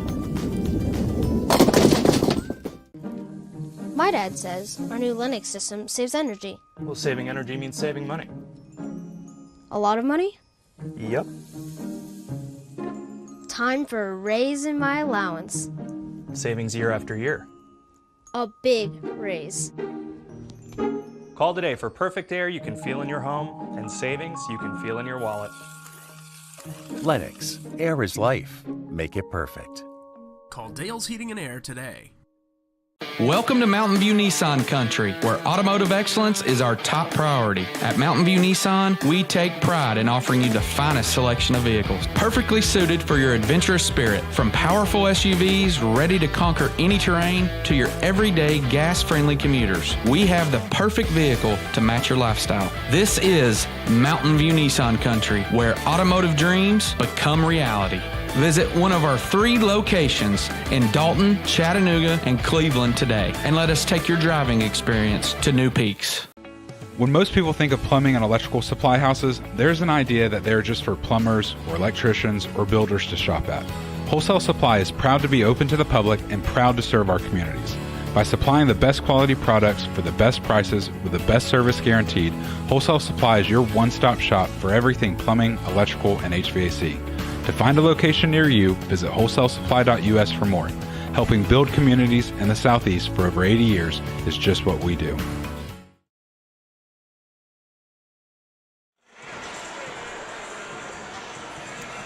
Bradley with a big victory, the Bearettes over Cleveland High School tonight. As we welcome you back in. So there's our aerial coverage, Cleveland Insurance aerial coverage from earlier. Appreciate Adam Lewis and him getting some tremendous shots at the campus of a beautiful campus of Bradley Central High School. As we are in a between game bridge situation here, as you saw earlier, the Hall of Fame honored a minute ago here, the inaugural class. They had a big banquet coming up, and we've got our friend Sterling Collins. Sterling, we're gonna bring you. Yeah, we're gonna bring you in. Go ahead, Shelton. Right here, Shelton. Let's go over to you. Well, we got Sterling Collins with us. Sterling, well, first of all, let's get the obvious out of the way. Heck of a run for Bradley Central football this year. Oh, wow. It was an unbelievable year, fun to watch. It was really good for the fans. Great history. Hadn't done that great since 1976, I believe it is. Right. And, as a parent that had a senior on that team, it was really special. And, it's a little different from me because all those kids, that senior group, I've coached or known since they were 8, 9 years old. And, man, I'll be honest, it takes a little bit to recover from that one when you've poured so much into those kids and been around them so much and literally watched them grow up and stepped over them on Saturday mornings in your house and fixed them breakfast and dinner. Told them to shut up. Yeah. I think you're over there cleaning house when I saw you in the hallway. Yeah. when you look at that run, it had to be Starling and I text a little bit here and there, and I was trying to get you to come on a pregame show, and you're like, I'm locked in. I'm already locked in. I can't do it. I mean, and it's like locked in at 8 o'clock in the morning, locked in. But how special was it to watch your son be a part of maybe one of the best football teams to ever have played for the Black and Gold? Well, I'll tell you, it was it was a big question mark coming in defensively. We thought we were going to be pretty dynamic offensively. On the back end of our defense, we thought we were going to be pretty good. We were loaded back there, but linebackers and our defensive front, we were really inexperienced, not very big at all, and it was kind of the mantra all year is, Bradley may be able to do something, but their weakness is going to be their defensive line. And I don't like to stand here and talk about my kid the whole time, but as a dad, I couldn't be prouder of him to play DN and D line. Undersized, really undersized. Very undersized, yeah. 195 pounds. I know he's almost 6'3", but he's long, he's really strong, but he's not a big kid. Right. Well, he's a big young man, but not against the guys he's lining up helmet to helmet with. Absolutely. On Friday Taking night. on double teams the whole time, trying to hold your gap there in A gap and B gap against guys that's going to be playing on Saturdays. Yeah. So couldn't be prouder of him. And, just to watch this whole group, it's easy to sit and talk about your kid. But, man, you got guys like, Jackson Wilson, Luke Keefe, Eugene Peterson, all these kids. You just sit and watch them work and work and work and work, and they believe in the coaches. They believe in the coaches. And, Coach Floyd said it before, but, a lot of times behind closed doors or when they're away from coach or the locker room, there can be some jealousy, some talk, some, backbiting. Never. I mean, they were so supportive of each other from top to bottom, and they just wanted everybody to succeed. If you're on the field, the guys on the sideline were your biggest fan. Well, let's transition a little bit into even more coaching that you do. Tell us a little bit about how the season ended for the Bradley Youth Program, and tell us how you believe that it is maturing into maybe one of the best, or if not the best, youth football programs in all of East Tennessee. Yeah, so it was pretty special this year. We all four of our teams went to the championship for the I think this was the second year in a row. A caveat on that, one of our teams was in the lower bracket championship, so I don't like to glamorize being, that's all right. The second place, but they went and won that. We grew up in a different era, where we want to recognize. so I'm, we're not going to celebrate them the same as we do the other guys. Right. And, it's just everybody's not a winner. It's just the way it is. But our other guys had really good seasons. Our 6-7-year-olds, they went out and handled business and beat a good Lenore City team in the championship with a bunch of great kids and just played really good football. Our 8 and 9 years old, they got beat in the championship as well as our 10, 11-year-olds. 10, 11-year-olds had best two players got hurt early in the game. We were up 14-0. They got hurt. Tide turned, and we end up losing, but they fought really hard, but that's just part of football. You play long enough, I don't care if it's football, basketball, baseball, you're going to have some injuries and take some on the chin. So when you look at where the program is today, then where it started with kids like Marcus Gorey, that your first year of doing this, how is the progression of not only the youth program, but how's the progression? Have you seen it, because you go to almost every Lake Forest game, you go to every Bradley Central game, the progression of this youth program impacted, you believe, not talking about the coach, just being on the field and getting instruction. What kind of impact have you seen into that middle school program and then into that high school, not only here at Bradley, but you've impacted even Walker Valley as you've got kids up there running around everywhere? Right. Obviously, I see it a lot more being here, but Sure. You have a lot of kids playing at Cleveland and Walker Valley that are really good players that come through our program. And, at Bradley and Lake Forest, something we see is these group of kids playing together from the time they're 5 years old. And, something I always say, I try to tell these parents to pump the brakes, because puberty is either going to be good to you or it's not. Right. But if you can get a base, if you can learn to run, block, and tackle, be a great teammate, be at practice on time. Now, I get it, they don't drive. But, be accountable, work hard. And all those things is stuff that we really, really try to push home at Bradley Youth. And do we want to win? You daggum right, we want to win. Sure. And we're really hard on them, and we push them. And but the thing that we also do is, man, we love them. We love on them just as much as we get on them and push them. And we have a great time. And you see kids coming from other places. They want to play at Bradley Youth. One, because they win, and two, because parents see a level of accountability and instruction and discipline that goes along with those kids that they're like, hey, I want my kid to be a part of that. I've been privileged to watch you a few practices here and there over the years, and one of the things that I would say that you instill, but your coaches instill, is really as you said, loving on them, but also building a responsibility, but a culture of winning. It's just the mindset of doing it right and winning. Absolutely, and we piggyback off of something that I've heard for years. Coach Floyd say, "Win the rep, win the rep." And you'll see a lot of guys in youth football that they'll just let kids just go through drills, just halfway do it. And, man, we'll sit there and we'll make a kid go over it again, because I'm not doing Stephen Shelton's kid any favor if I let him go out there halfway do it, step the wrong way, not get his head across, whatever it may be, sure, and just let him go. Which also could lead to injury. Absolutely. So something that we take pride in is we make all of our coaches go through a heads-up tackling program, and I teach them so that they could – and you're like, man, that's so elementary. Absolutely. But that's where it starts. You don't want these kids leading with the crown of their head, lead with your face mask. There's a right way to hit. Now, these helmets, they're great. They're better than anything you and I ever played with. Yeah. But it don't matter. You're going to do it the right way. And I've actually had some parents get mad at me before because they say, why are you pulling my kid? And I'm like, because he's flying in there like a battering ram, and we can't let him get hurt. You as a parent can't let him get hurt, so we're going to do it the right way. So tell me, what grade do they start? So we start at 4 and 5 year olds, so they can be pre-K, kindergarten, and that's just flag. Right. And I'm kind of torn on it. I think it can be really good for some kids, and it can be detrimental to others, because you'll see them when they move up the tackle, 6'6", they're grabbing, and they don't really know if they like the contact yet.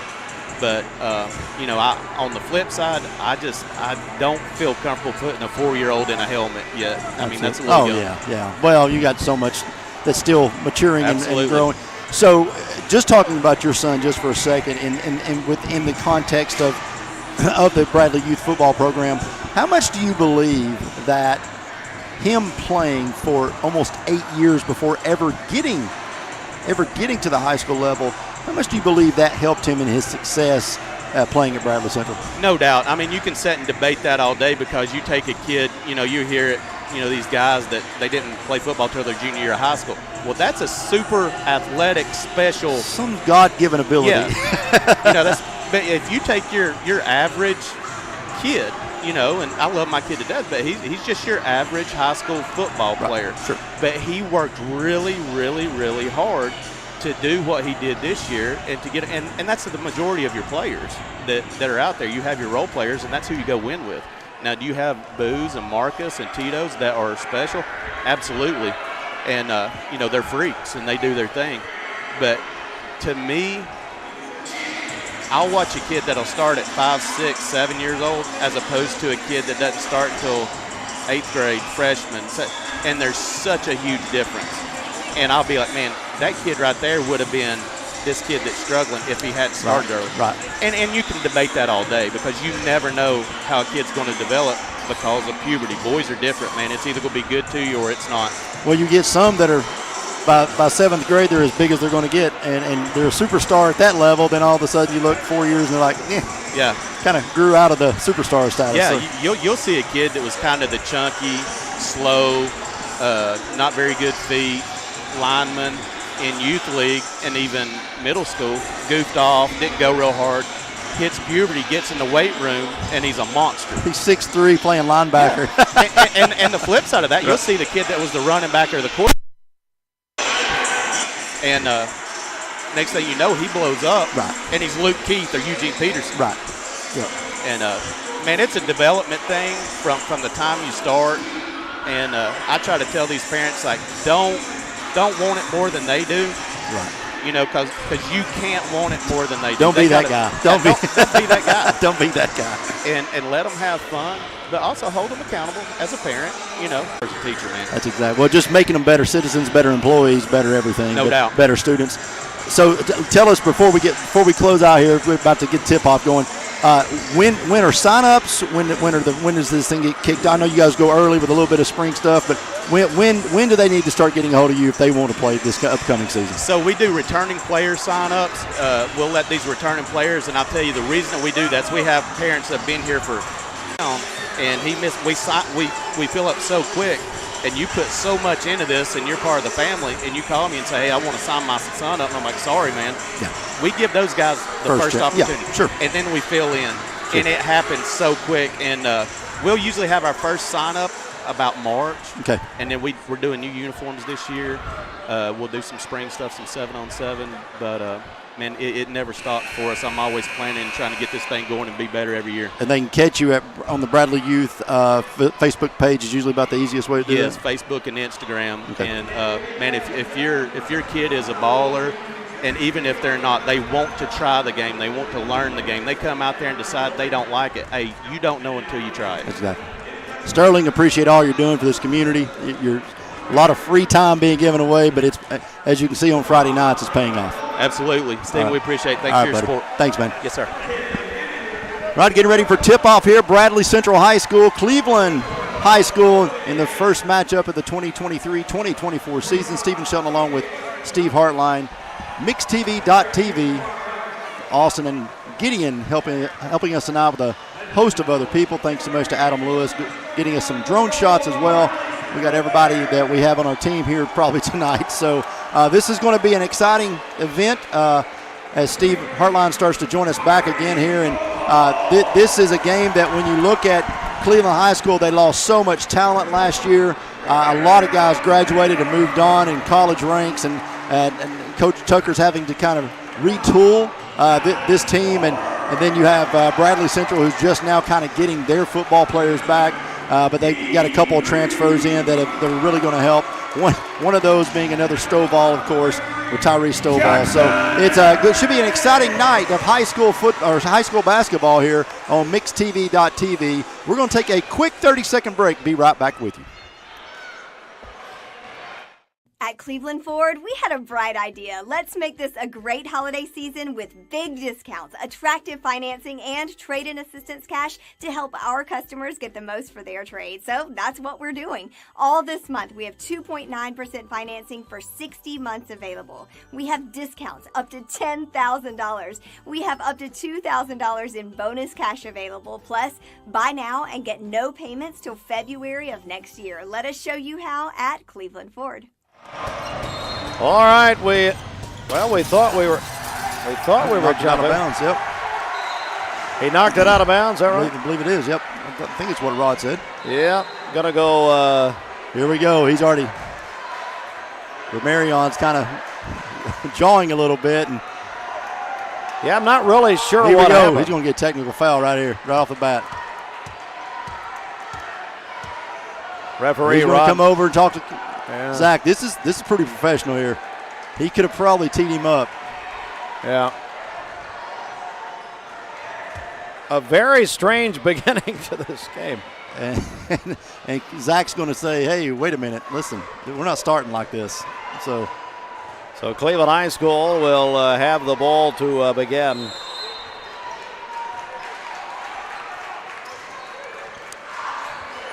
Yeah. As Cutter Womack. A lot of new faces, as you said. Big man in the middle, A.J. Westfield. Yep. Cleveland with it on the outside. This game promises to be tighter than the girls' game.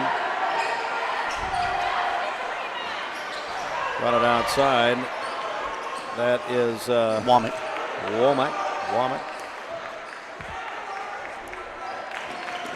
Come outside with it. Cleveland working the perimeter. And starting here.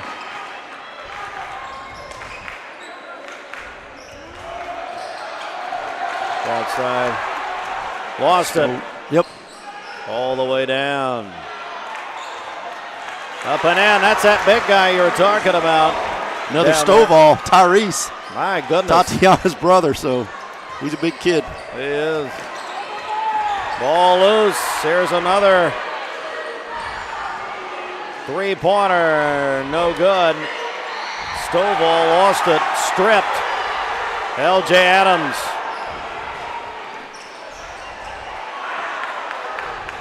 A.J. Westfield is a big youngin'. He is a big youngin'. He is. Myolan missed it. Dr. Dave, his dad. There's a steal. And out of bounds, going to stay with Cleveland High School. Fast and furious to start. Absolutely.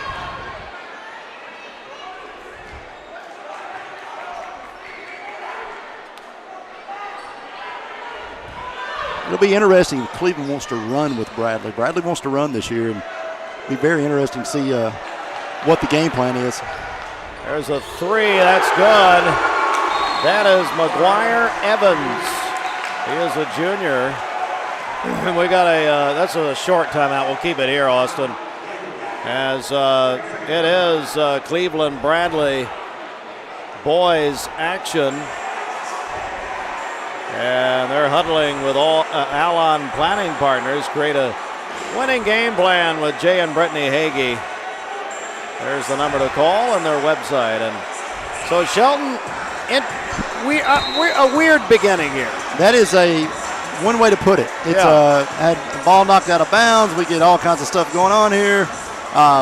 Get a ref that kind of comes over and talks to the coach about one of his players before we ever really get tipped off, or right after we get tipped off. And but it will, like I said, it's going to be very interesting. This Cleveland team has a lot to prove because they come into this game that have kind of really struggled early.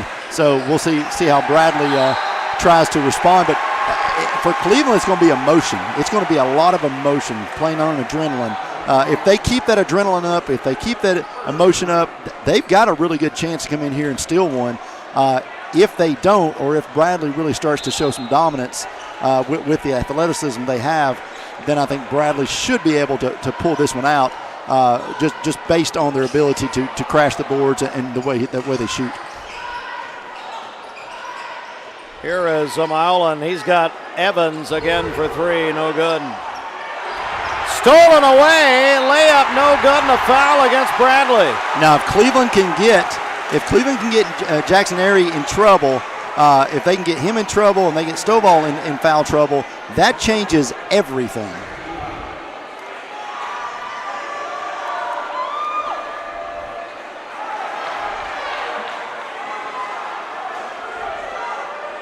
So Westfield will miss the first one. Missed both.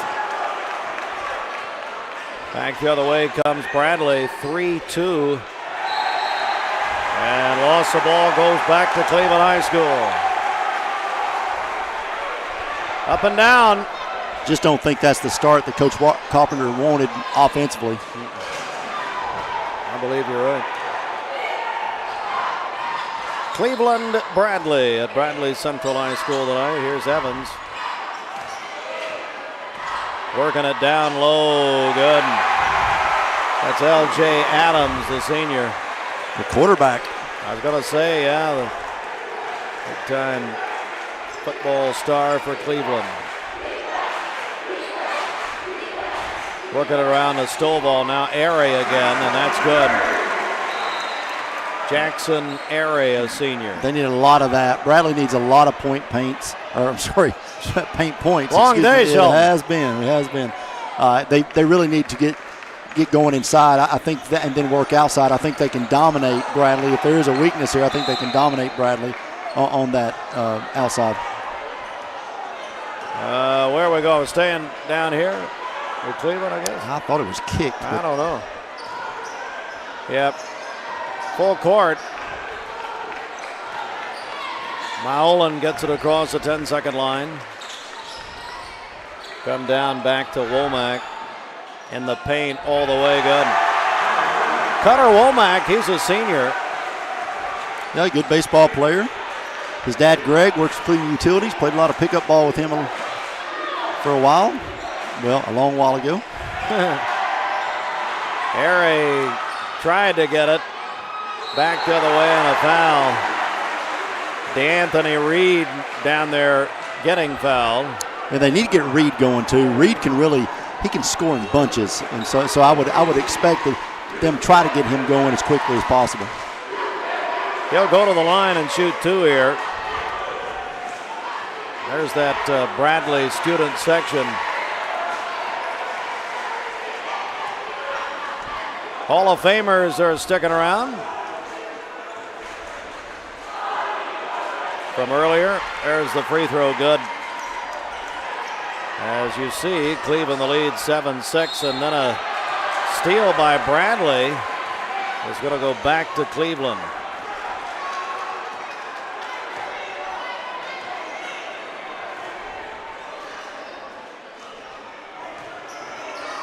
Get it into Evans as Bradley using the full court press.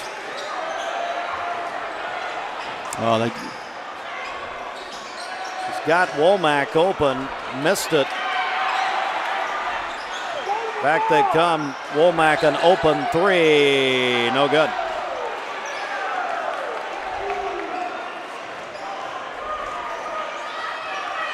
So the Bears will reset here with Romarian Taylor.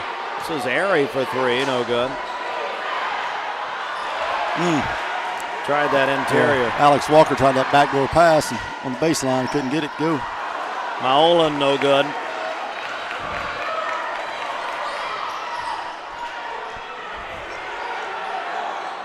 Three is good.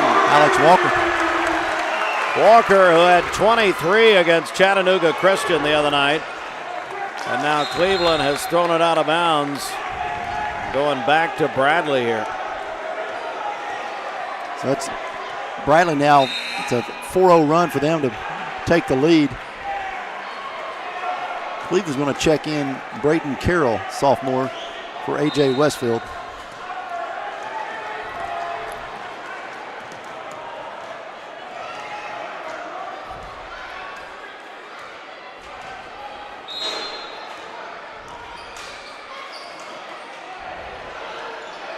From the corner, no good.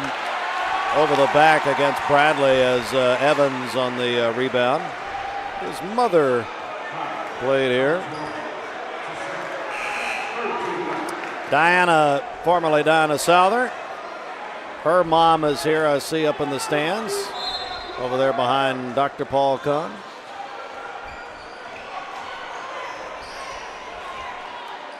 Cleveland will get it across with Maolan. Micah Jordan on his way to Virginia Tech, and they were baseball. Yes, sir.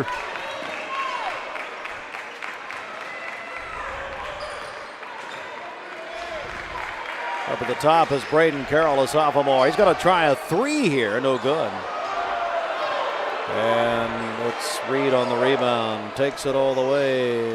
He was trying to do a lob pass there to Stovall and just couldn't.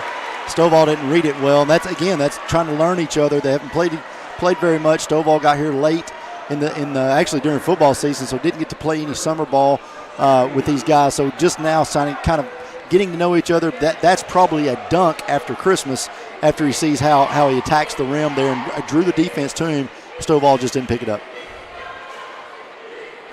First free throw is no good. Boy, he adds an awful lot of height to this team between him and Airy down there. They're the Twin Towers, basically. Can't coach 6'7". That's tough. Yeah, that's tough. You know, I didn't have to worry about that, so it's fine. Rebound comes down to Raheem Brownlow. Keep it all the way. Shot good. Romarian Taylor, you know, he's talented, Sheldon. Oh yeah, he's watched him since middle school. He's quick, very, very quick.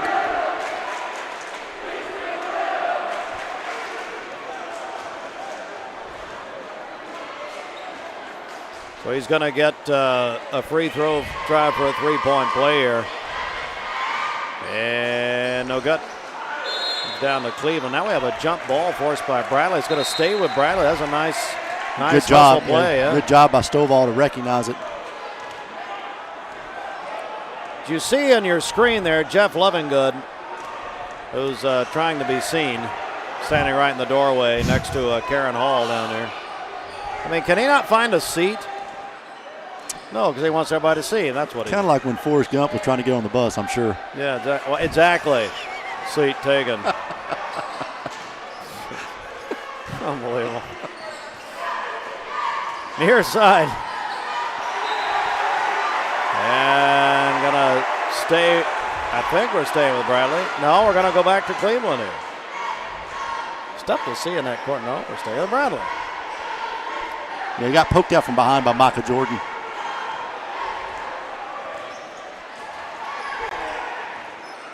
Nice pass down low, but it couldn't handle it. That was going to be nice. I'll tell you what, the inbounds play is much easier when you got a guy 6'7". You just throw it in the air and let him go get it. It's don't have to be real creative with that one.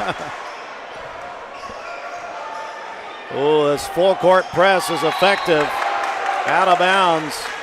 It's going to go back to Bradley. As Maulen thought he was fouled.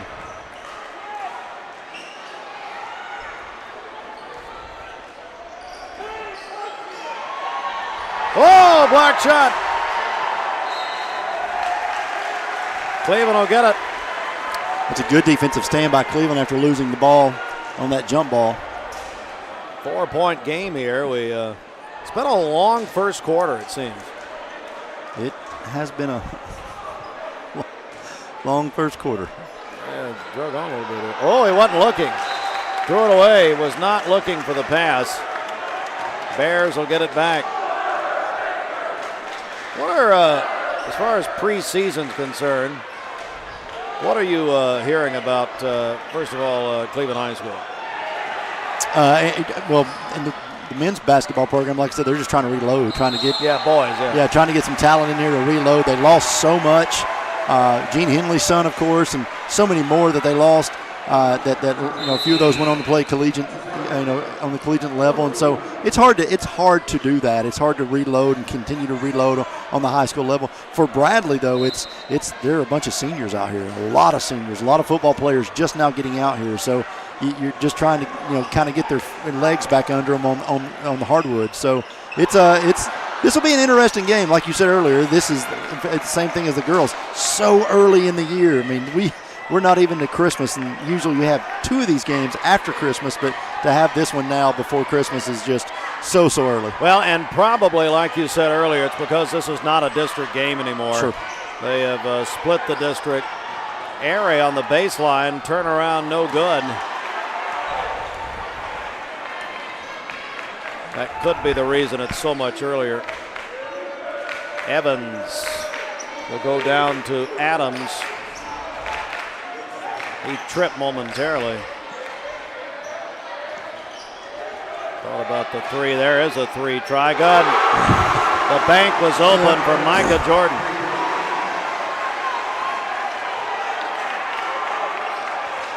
Under a minute. 45 in the first.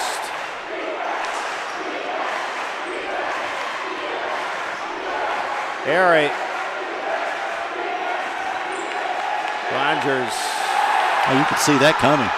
Yep. But here's Taylor, no good. 25 seconds in the quarter. This one's been sloppy. Yeah. All right. This is Maulen.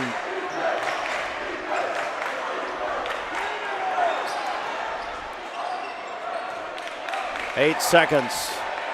They're going to set Evans up for a three. Missed it. 2 seconds. Airy. That's going to be late if it goes, and it does not. 11-10 after one quarter. Feverish quarter of basketball. Bradley leading Cleveland 11-10. MixTV.tv. The rivalry games are supplied by Wholesale Supply Group. Let's take a 1 minute timeout. 1 minute timeout for our station. Back in Bradley Central High School Arena. Caldwell Paving, paving the way in Tennessee since 1958. Caldwell Paving specializes in asphalt paving and seal coating. They serve residential clients, industrial and commercial companies, and subdivision projects. Conveniently located in Charleston, Caldwell Paving serves all of Southeast Tennessee. Caldwell Paving, old surfaces made new. CaldwellPaving.com.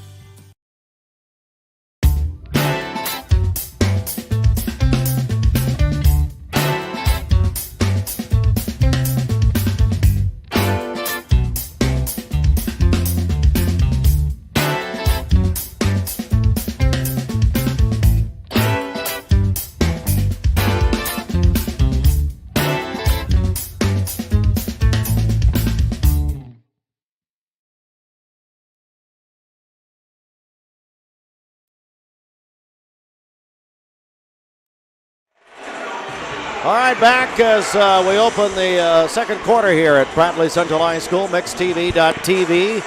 The rivalry games, it's Cleveland-Bradley tonight. And there's showing the back of their heads there. Gary and Steve Wills. And Gary would say the much better side. I don't know. As we're back to live action along with Gideon Ratcliffe, Austin Chadwick.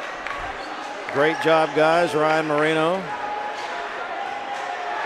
Layup is good. They just brought in Abe Reinhold, a sophomore, and he starts with a layup. Bradley the ball. Knocked it out. So Cleveland comes back the other way with it. Here's Reinhold again. Open 12-footer, no good.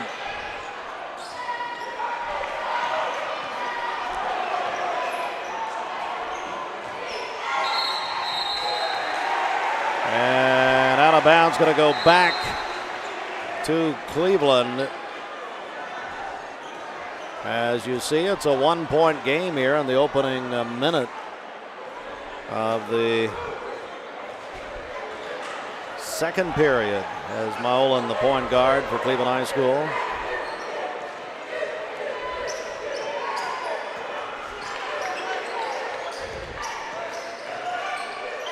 Comes outside as they have also checked in Luke Loja.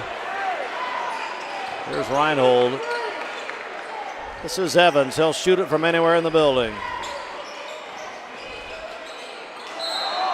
Got to get a traveling call as Micah Jordan was falling down.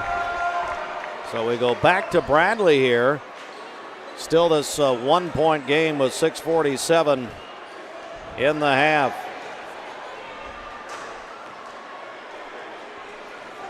As walking it up is going to be Romarion Taylor.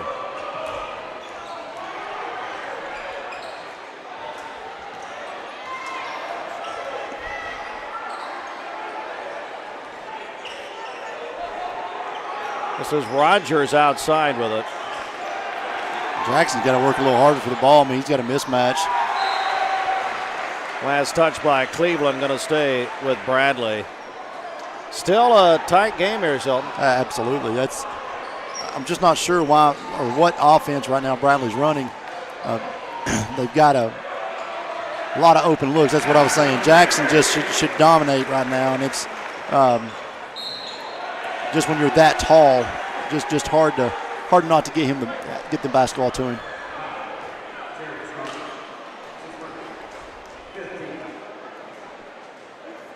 As we come back to Cleveland High.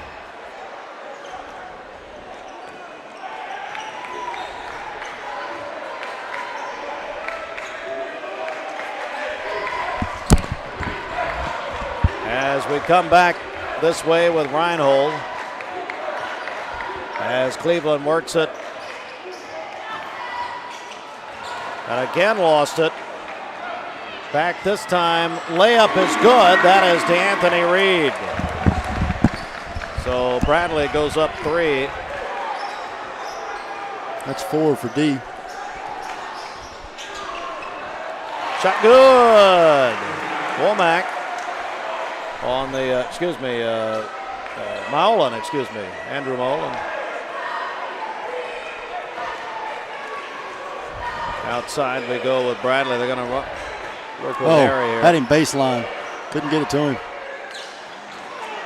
Bradley's just kind of left the boards on the offensive end. He got only Jackson is in the paint on that shot. Everybody else outside the perimeter or outside the three-point line. They're just kind of standing around. Just not a lot of movement or aggression right now by Bradley Central. This is going to be a short timeout, so we'll keep it right here as it's our first broadcast. MixTV.tv. The rivalry games are supplied by Wholesale Supply Group. As Shelton, we're here. We're going to come back after. Oh, yeah, look at this guy. There he is. The McDonald's, the Hamburglar himself. Shave your beard. Go grab a razor. Mark Smith came by pointing out his logo on the bottom of the screen. Maybe he'll pay for it eventually. He gave you a shirt and brought you a That's right. You know, and I'm going to wear that. A lot of those freebies, you know what? I'll wear anything free. What am I saying? What am I saying? So back we come here. It's been a little while here early. Cleveland High School, the ball. They're trailing by 1. Outside, that's Evans, no good.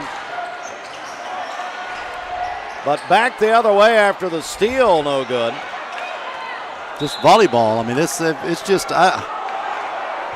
grab the basketball. I'm just not sure. I don't understand at this point what. So Bradley will get it, and it's Cleveland basketball. I'm sorry, that was knocked out by Hunter Fields. Knocked that one out last.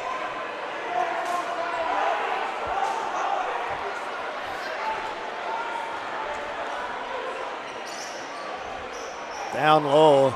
They just didn't want to shoot. They're just almost like, you got to be ready, ready to catch the ball and shoot the ball every time. And it just looks like they're almost in some kind of stall offense. And that's a walk by, I mean, he changed pivot foot. He caught it, went right, went to the left side, and that is a walk. It's an easy call. Yeah, it is. Cleveland with it, and Maolan brings it up for Cleveland High School. Look at a foul here. An offensive foul away from the ball. Well, Bradley will get it back here with about 4 minutes and 12 seconds until halftime. Big crowd tonight, Smitty Arena. Thanks for joining us wherever you are. Long three, no good. Good offensive rebound by Reed. He's going to keep it, shoot it, score it. As Bradley, their lead to 3. And another foul here. Marion Taylor call for the foul for Bradley.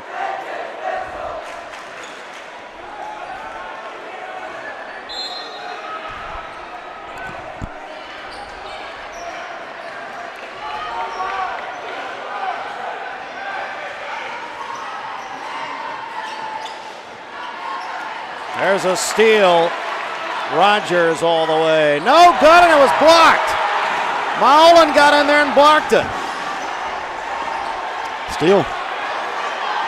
Back and forth we go. Layup good. Ramarian Taylor.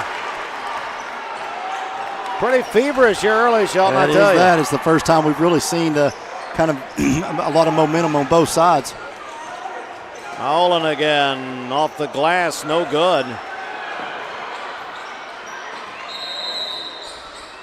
And timeout as Bradley got in the front court. Coach Zach Carpenter wants timeout. And he will get it. We'll keep it here. What I was saying earlier before McSmith interrupted me, brutally as usual, this is the first of what will be 7 broadcasts on MixTV.tv.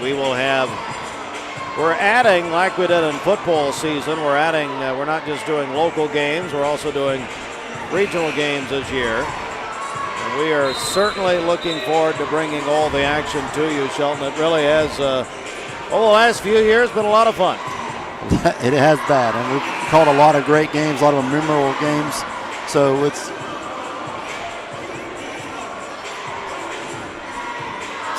got kids coming up. Thought somebody was hurt. Yeah. Somebody took the ball. Yes. We're right here in the middle of it. We are in the middle of the game. Yeah, we're on fire a little bit. Absolutely. So under 3 minutes in the first half. Shot is no good. So Cleveland High School and Andrew Maolan.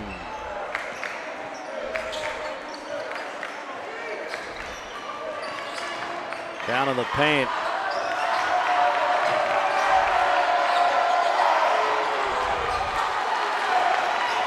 Over to Bradley. Rogers for three, no good. Rebound comes down to Womack.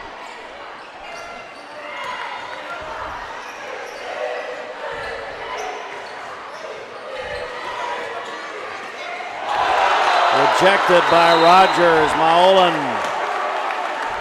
went up with it, and it was put in the stands.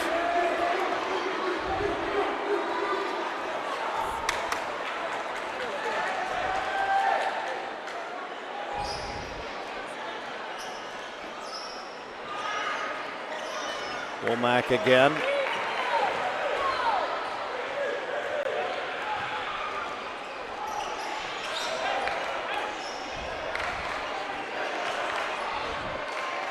In the paint as Womack, shot no good. I feel like it's been an eternity since Cleveland scored. They're only down 5, but it just feels feels like it. Three no good. And it's going to stay with Bradley as Brownlow missed the three.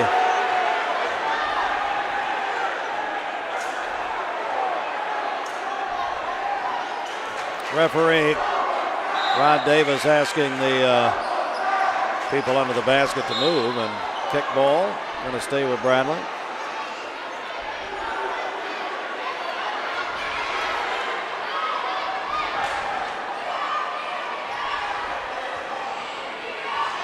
Reed with it outside, a minute and a half until the half.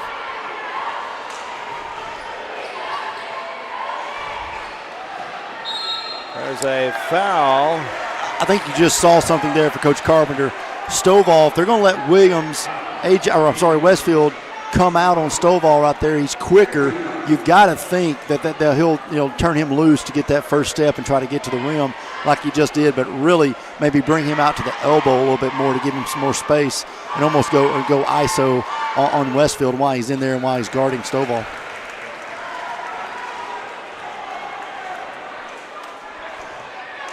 Free throw good. Hello to Coach Derek Morris looking in tonight.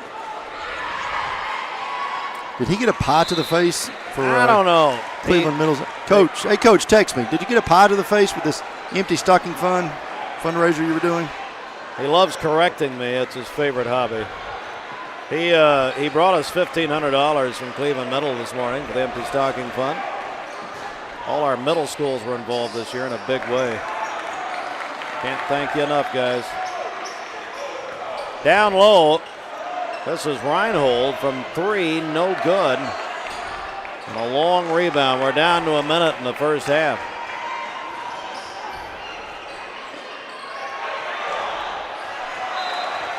Knocked out of bounds by Cleveland. This could be one of the longest first halves I've been a part of in quite a while. Yes, I agree. Taylor falls away. No good, but put back is no good. And got to go back to Cleveland with under a minute.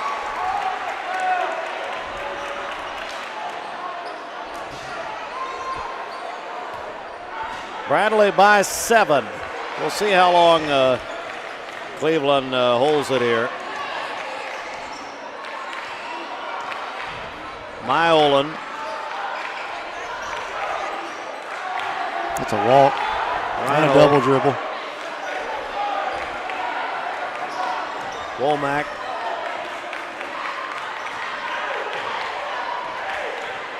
Cleveland's offense is spending a lot of time a long ways from the rim. They're going to go down now. Evans will try a three. That's good. That's McGuire Evans, his second of the night. And that was big for Cleveland. They've been 6 seconds. Rogers airballs the three. 3 seconds. 1 second. Nope. That's no good. That's a half. As Bradley has a 4-point lead at halftime. 21-17. And Shelton, that was I want to say it was an interesting first half. Yeah, I mean, that Cleveland scored 6 points in that second quarter. Bradley scores 11. Just not very good basketball. I mean, that was tough to watch. That was. Again, the same question as the first half. Cleveland's got themselves in a position to win this basketball game in the second half. Bradley's done nothing to accelerate themselves and really struggling on what I would say offensively with 21 points. Defensively, I would say that Bradley's playing well, but Cleveland's just not hitting any shots, and there's a difference there, and I think that Coach Carpenter will be the first to tell you that. And so 21-17, 4-point game at halftime. I think the second half is going to be a little faster. I think that you saw just a taste of that, but these guys want to get up and down the floor. I just don't understand after this first half what has really transpired, because it's been a struggle. All right, let's get a 2-minute timeout. It's the halftime show during this Cleveland Bradley night, our first broadcast of our first mixed TV broadcast of the year. It's time for the halftime report, brought to you by Stephen Hatchett for DA, and we are going to take a 2-minute timeout. We're on mixedtv.tv. The rivalry games are supplied by Wholesale Supply Group. We're back in 2 minutes as you see a shot from our Cleveland Insurance aerial coverage. Cleveland Insurance, and there's the beautiful Smitty Arena on the campus of Bradley. Thanks to Adam Lewis with a great coverage, and we're back in 2 minutes. I love the Cleveland community because I think it's a very warm place to live. It's just a very friendly community, and you don't necessarily have to be born here to fit in. There's a lot of folks that move here and they fall in love with it. I feel like we make our customers feel valued by the way we treat them. We're very welcoming here. We get to know them. We learn their names. We learn their goals, and we try to meet all their financial needs, not just do one transaction with them. 20 years later, we've grown in many ways, but never out of that same customer-first heart to serve. Doing the right thing simply because it's right will earn your business the right way every day, every year, offering permanent steel roofing and siding at competitive prices, keeping promises, staying on time for both deliveries and pickups, making things right when we come up short. Partners like you are the reason Best Buy Metals exists. Thank you for the opportunity to serve you. Come see us! For more than 50 years, Cleveland Plywood Company has been serving our community. They're dedicating to providing quality products with professional service to all of Cleveland and our surrounding area. They offer easy pickup or delivery on everything in stock. Cleveland Plywood carries every element of the building process, including windows, doors, truss, flooring materials, shingles, and of course, building lumber. Stop by and visit them. Cleveland Plywood, 2700 20th Street, Northeast in Cleveland, or call 472-3357. Welcome to Alon Planting Partners. Alon means a sturdy, well-rooted oak, one that produces fruit in every season. This definition is the very nature of the comprehensive financial plans we craft to enable individuals and families to thrive in every season. As independent fiduciary advisors, our number one loyalty is you, the client. We offer purpose-based financial solutions for everything from retirement to tax efficiency, risk management to debt-free living. Through a relational approach, We offer education from the very start, so you can be confident with your financial strategy. During times of market volatility, it can be easy to get swept up by loud voices that advocate for worry. Well-built strategies win in the long run and offer peace of mind. Visit Alon Planning Partners online or give us a call today.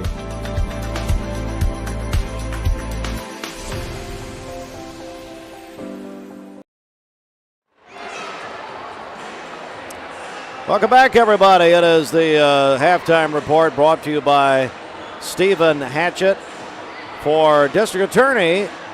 As, hey, it's time for our Future Stars segment brought to you by ATS The Bridge. And tonight, we're going to debut what we're going to be doing basketball season. And Shelton, these are our Future Stars, and I really appreciate the Cleveland City and CYBL and the Bradley Parks and Rec for giving us these pictures. Andy Lockhart and Jonathan Job.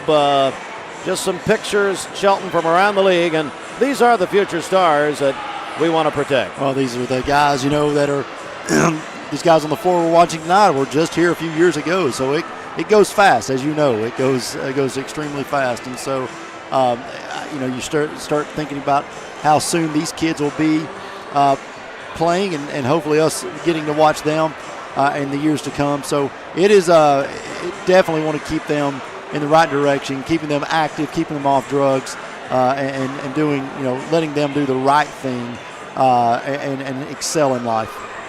And that is, that's exactly what we hope. And ATS The Bridge there for you. We appreciate them sponsoring our Future Stars segment. All right, we are at halftime, Shelton, and all I can say, as I said going into the half, it's been an interesting game so far. You called it sloppy, I think, and that's pretty much what it's been. Well, I think both coaches would tell you the same thing. It's not anything they drew up yesterday in practice or in the pregame. It has been a interesting, to say the least, an interesting 2 quarters of play. And if you think about it, Steve, we're talking about if I would have told you 38 points total at halftime, you would have said who, and I would have said no, total, there'd have been no way. So it's just a like I said, I think we'll see a little bit more, but I look for Stovall to really get going in this second half. I just think that there was some isolation things that they could have done in that first half, especially when they had Westfield. Westfield's more of a banger. He doesn't want to come out and defend you too far out, and I think that they can lure him out there a little bit more. They've got a lot to do, and on Cleveland side, it's just hit your shots. I mean, I think they got to get Evans free a little bit more. Try to do some screens on him, but I also think they attack the basket. They're quick enough. They should be able to attack a basket and get some things going there. But just a weird first half for these two teams. All right, it's the Stephen Hatchett for District Attorney halftime show, and it's Stephen Hatchett sponsoring our halftime. He is running for District Attorney General in the 10th Judicial District. It's halftime here. It's a tight game, so stay with us throughout the night. Thanks so much for watching MixTV.tv. Tell a friend, text a friend, or whatever. If you have friends, doubt this audience has many, but whatever. So I just got Cleveland Middle School raised $1,500. Yeah. Derek Morris told me just now that Coach Tiffany Harris, cheer coach, is getting the pie to the face, or maybe did get the pie. Oh, she is. So she's getting the pie to the face. And then he also said that his 8th grade team is now 14-2, and I asked him, did they get a new coach? Anyways, no, it's they do a great job. Derek Moore does a great job over there. Derek's a dear friend, and he, like I said, they at Ocoee Middle's, their program thriving this year. The 6th grade group, really a good group of kids, and then Lake Forest, of course, doing a great job down there with Andrew Nipper and that girls program that continues to produce really good players for Coach Reuter. Yeah, it does. There's Reuter talking with Gary Owenby and Joe Cannon of the Banner, and It's a great night here tonight at Bradley Central. Seeing a lot of our friends here, all over the building, and see some Thompsons over here. Andy and Linda's grandchildren are here tonight, and there's Damon Floyd, just coming off the most successful football season since 1976. I know you were talking to Sterling earlier. Well, Damon went away from being the winningest coach in Bradley Central history at the young age of 45 years old. I would hate to think if he was here another 20 years, that would be almost an unreachable record, the way he's been able to turn this Bear program around. And a lot of people talked about Damon, and I said, well, you guys are talking about things that you should have seen it before they let him take the reins of this, and he has done just a great job. He sure has. We're about 20 seconds until the second half from here at Bradley Central. So what is the most exciting or the most intriguing or the game you are most looking forward to in all of the bowl games coming up this bowl season? That's a great question. You know what? Honest to goodness, it's Michigan and Alabama. I think that's going to be so fun. The history of those programs. My friends, the Beards, Brian's down there right now. Brian and Dr. Ken. We won't take Blake, of course. We won't get in Pasadena with Blake, but I'm looking forward to that. What about you? I do. I think that, when I Alabama, Michigan is very, very, very intriguing to me, but I really want to see Georgia and Florida State. That's right. Here's the problem with any game that's not Alabama, Michigan, or not Texas, Washington. Everyone's going to opt out. Yeah. So you don't really get to see what that game should have been, but would have loved to see both those teams play on a neutral field. It would just been fantastic. So regardless, yes, I agree with you. I think everyone wants to see Alabama, Michigan.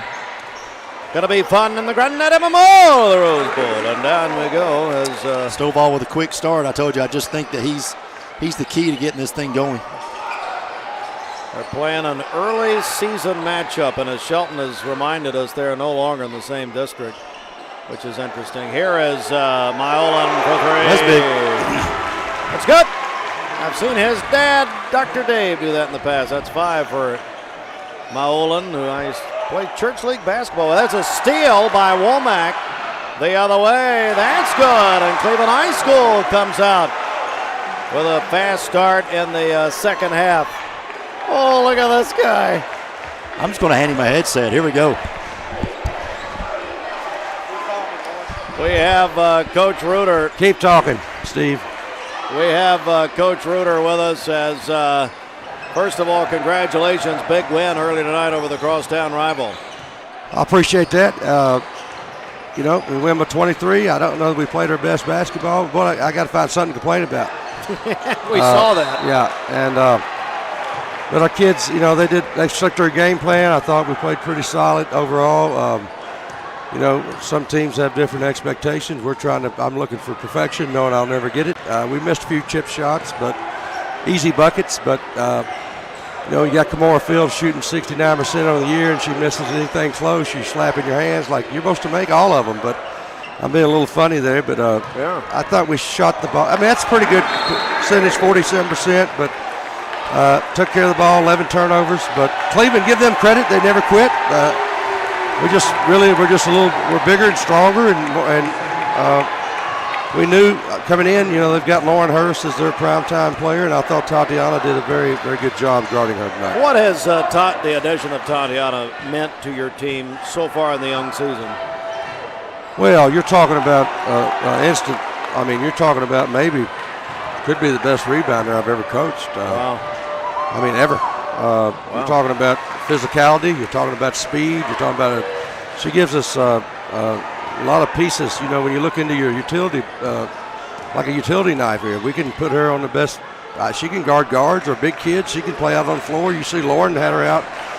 I don't remember getting past Tatiana very often. Do you? I don't. It's a rare breed to have that type of size and athleticism, and she's got to improve her jump shot.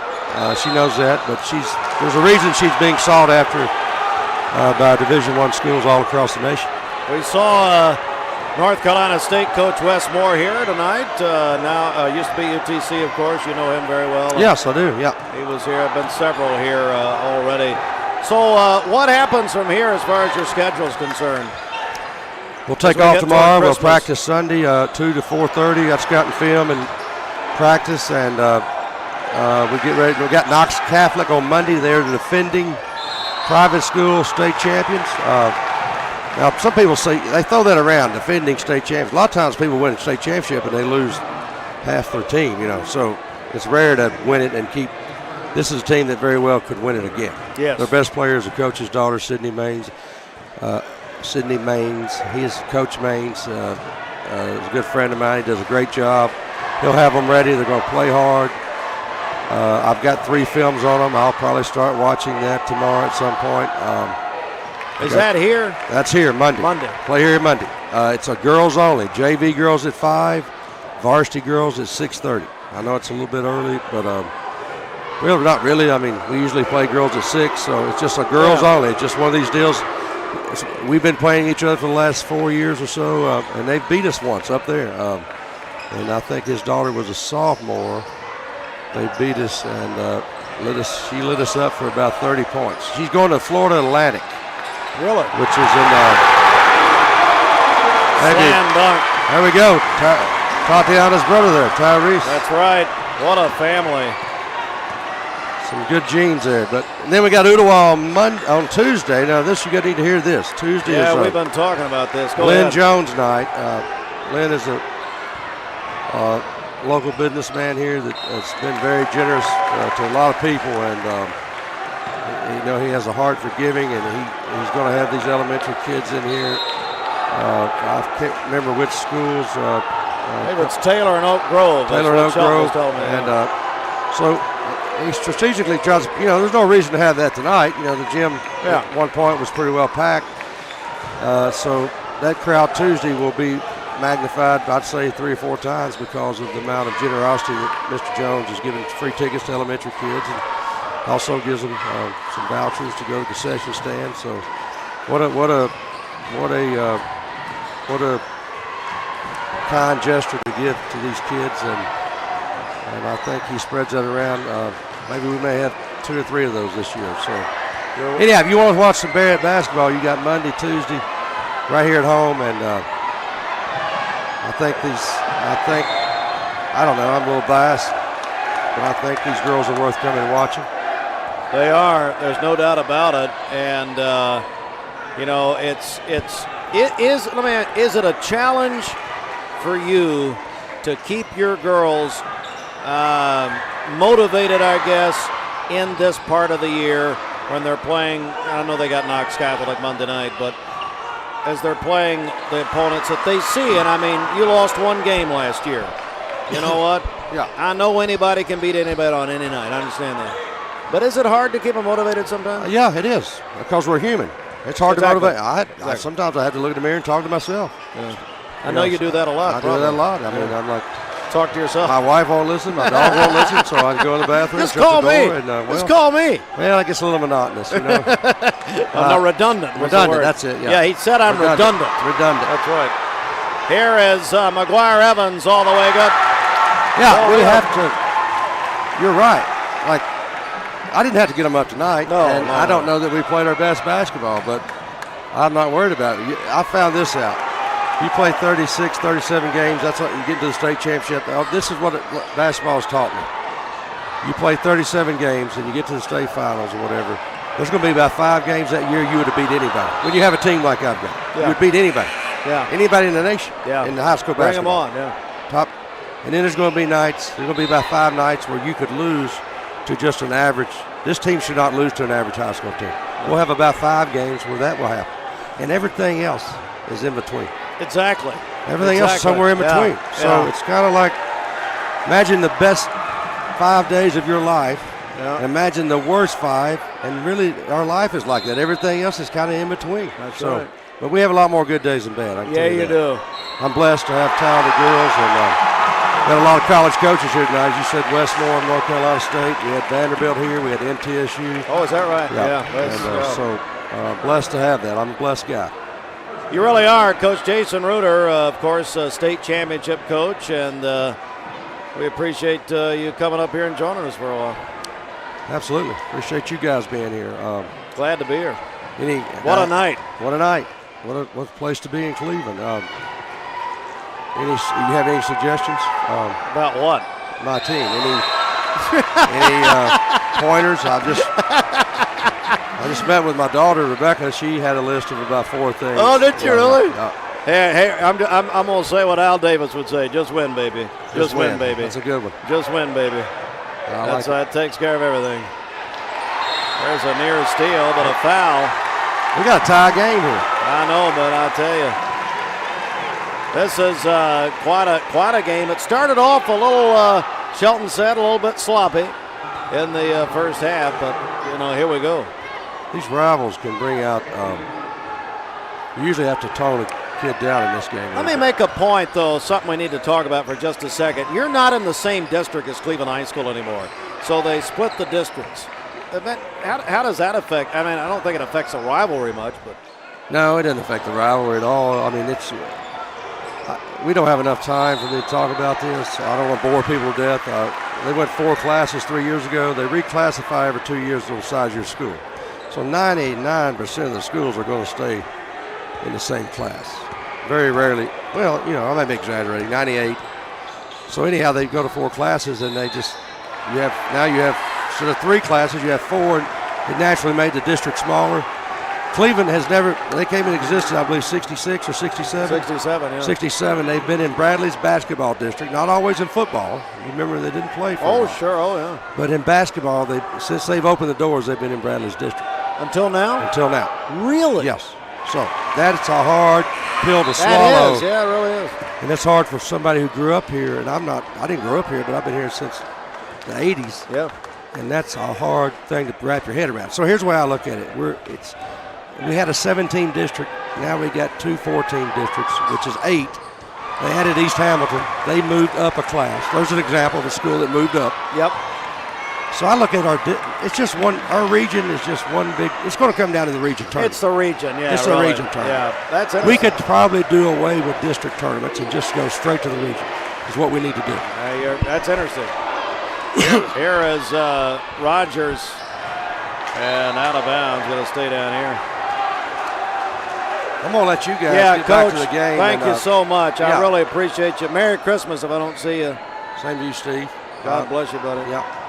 Stephen, I didn't mean to run Stephen off. But well, thank you for doing it. Well, he was bad-mouthing you. It's fine. No. Well, thank you guys. Appreciate you being here and what you do for the community, and hope to see you back. We'll be back. Yes, sir. After the new year. Thank you, Coach. Coach Jason Reuter, state championship coach. Appreciate it. I'm sure he said nothing good. That's terrible. Nothing. Terrible. No, nothing good. Terrible. It is. Nice pants.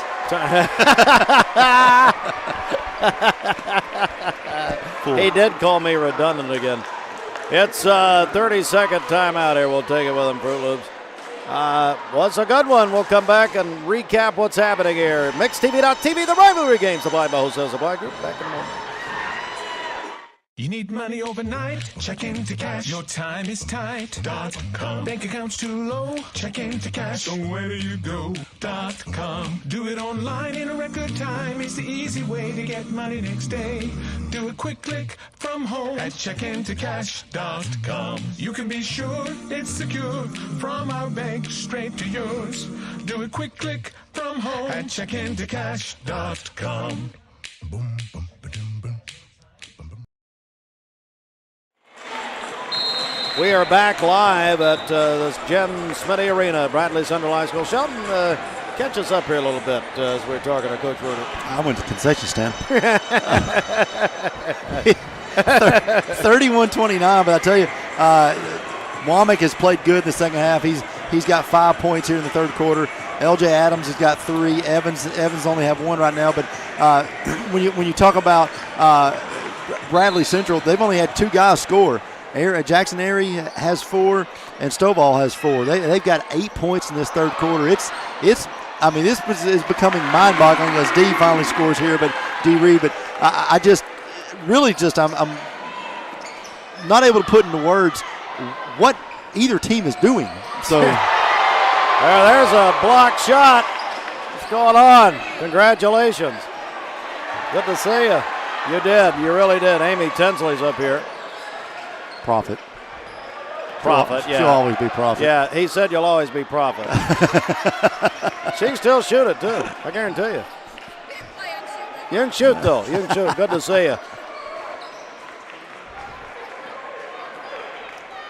And, nice pass. Yeah. That's some of the motion offense. That backdoor cut was fantastic by LJ. That's the stuff that Cleveland's got to do right now. I mean, this is a great game. 33-31. Cleveland up 2. Bradley is just, offensively, they got 3 guys that have 8 points. Everybody else has less than 5, and 7 combined. You've got Stovall with 8, Jackson Erie with 8, Reed with 8, and then you have Walker and Taylor with 3 and 4 respectively. So 7 points outside those 3 guys. That's not going to get it done in most nights. And away from the ball, it's going to go back to Cleveland. Hello to David Norton, who did we get a tech called up there? It can't be a tech. No, I don't think so. David watching from Memphis tonight. A lot of people in Memphis. Hello to A. Dinah Melton wants to know, Shelton, where's your wig from a couple of days ago? Well, much like my hair. You're going to auction that off. Yeah, much like I did donate it actually.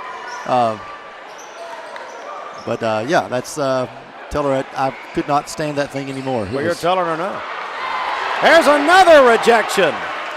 Bradley back the other way. He wanted that 3, but he pulled up. Working it around to Reed. Good look. Yeah, good look. That's 11 for Reed.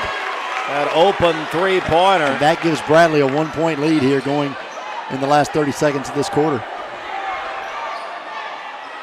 Evans. Can't force it. Yeah. Foul. This one could come down to it, Shelton. I don't know. This is one that you could say could come to overtime, but I know we never say overtime on the air because it always leads to overtime. Yeah, it does. So I'm not going to say overtime. Yeah. Not today. Not a chance. No thanks. We've just done it, I think, probably. Well, that was really a radio thing, wasn't it? It was not really a television it's not happened since we've been here. So if it goes too long, we could just pull the mic down to Gary. Yes. We got the vision. We get Hey, there is Austin's twin brother right there in the middle. Fruit Loops.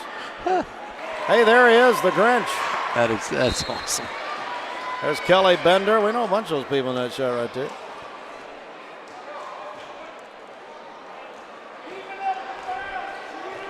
So tied at 34, second free throw no good. All right, under 30 seconds in the third period here.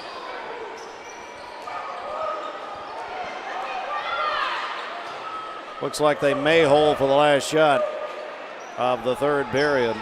Or not. Maybe not. 10 seconds. Oh, he stole it and never saw him coming. Reed. That's a tough call. That's a tough call. He was there. I'm just not sure he was there in time, but he was definitely not moving. Offensive foul against Reed and Bradley, so 3 seconds in the third.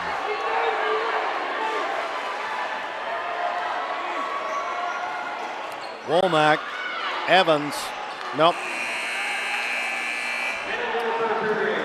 So that's 3 in the books, tied at 34. We got a fourth period to go, and it's going to be a big-time finish, I'm sure. It's MixedTV.tv, the rivalry games, supplied by Wholesale Supply Group.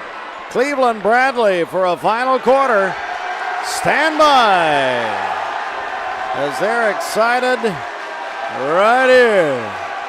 Back in 1 minute. Here is Brian Poole, owner of Poole Funeral Home and Cremation Services of Cleveland. Probably have the best facilities in the area. They're very spacious, accommodating. We have 4 big visitation rooms, big chapel. We can live stream services as well now, have that capability. I enjoy serving and ministering to that family. That's the thing I'm doing. I'm a servant. I just love helping families at the worst time of their life. I feel like God's given me something to work with, and I try to use His ministry. We treat your family like they're our family. When most people think of plumbing and electrical supply houses, there's an idea that they're just for plumbers or electricians or builders to shop at. Wholesale Supply is proud to be open to the public and proud to serve our communities. By supplying the best quality products for the best prices with the best service guaranteed, Wholesale Supply is your one-stop shop for everything plumbing, electrical, and HVAC. To find a location near you, visit wholesalesupply.us for more. Helping build communities in the Southeast for over 80 years is just what we do.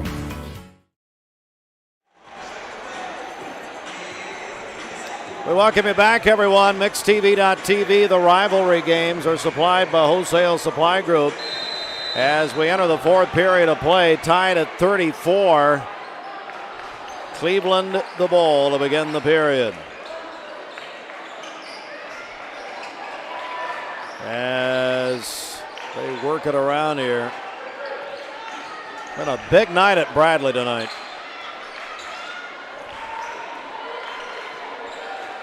And you heard Jason Reuter say it's the first time in the history of Cleveland High that they've not been in the same district with Bradley. Fascinating. I mean, it just makes sense. Why would you put 2 schools within 5 miles of each other in the same district? Exactly. Why? Why would you? No sense in that. Come on. All the way down, no good. He fought for the rebound, got it, and then he's fouled. Going to be going to the line as L.J. Adams, the quarterback.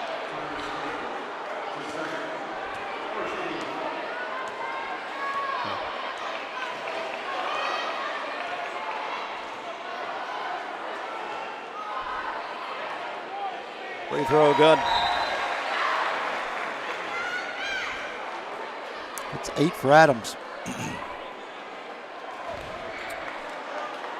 So talented. A lot of talent on this floor tonight.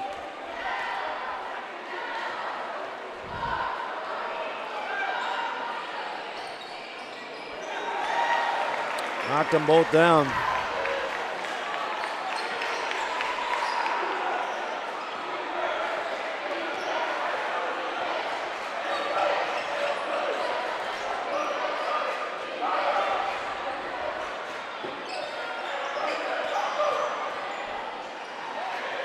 Reed in the corner, 3, no good. Nope, I was going to call jump ball there. Got it back. It's too hard. Myolan with it. Womack. And a foul here against Bradley on the break.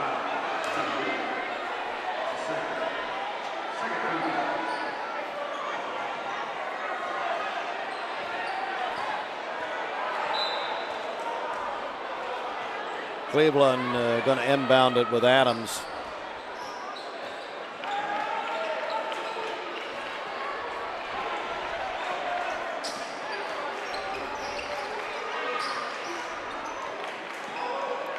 Myolan. He wanted to pull it. Stovall's length kind of had him second guessing himself. Couple of minutes into the 4th. Down low. That's a foul. Oh, wow. That's a 3, and it's good. That is Alex Walker. That's a big shot. It really is.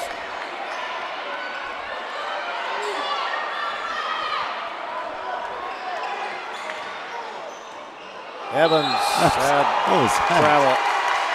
Evans claims it was touch. I don't think it was. No, I think he got caught up in the air and dropped the ball. The timeout. This is a full, I believe. Yeah. Hey, Fruit Loops, let's take 30 here. 30 seconds. 2-point lead for Bradley here at Smitty Arena. Back in 30 seconds. MixedTV.tv supplied by Wholesale Supply Group. Jenny, I just don't know what we're going to do. Hannah really wants to go to Wesleyan, but I don't think we can afford it. You know, that may not actually be true. Emma qualified for the TWU pledge at Tennessee Wesleyan. She's going to be a Bulldog, tuition free. But how's that even possible? It's a program that offsets the cost of education for local families. That sounds like a great option for us. You just need to go to tnwesleyan.edu and check it out. Tennessee Wesleyan, where dreams meet affordability. Back with more in the fourth period of play here as it is Bradley Central with the lead by 2, 37-35, as you see. And Shelton, as we said, it looks like this could really come down to the nitty-gritty. Oh, absolutely, without question. Bradley just needs a couple of big shots here, but I tell you, Cleveland is doing a great job defensively right now and causing Bradley to miss some shots. Bradley's kind of just slinging himself to the rim, except for Alex's three-pointer there, and then I think D. Reed's done a great job here in the second half, getting himself going. So I would imagine that they're going to look to D, and I still think Stovall's got to get involved. I mean, he's got a guy right now that's 5'6" guarding him. He's 6'7". Give him the ball. Airy down low. Good. We haven't heard from him in a while. No. That's 4 for him. I'm sorry, 6 for him in the second half, but really just had some points early, but nothing since then. Bradley uses a trap here, and a foul is called against Airy with about 5 minutes in this, and at least in regulation.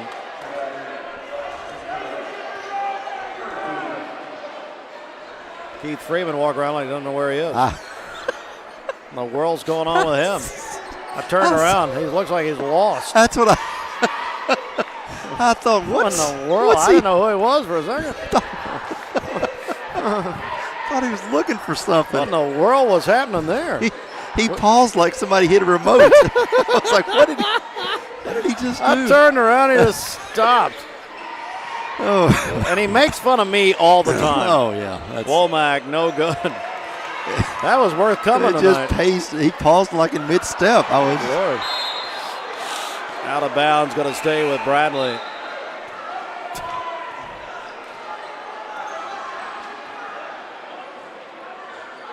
So it's going to be Reed inbounding for the Bears. Under 5. Good. That's a strip. I don't listen. Rock can say what he wants to, but when your arm comes down and the ball comes out at the same time, it's not hitting ball. Tough call. Reed will inbound. Nearly stolen, but a foul is going to go against Cleveland. That'll send Walker to the line. He's a senior.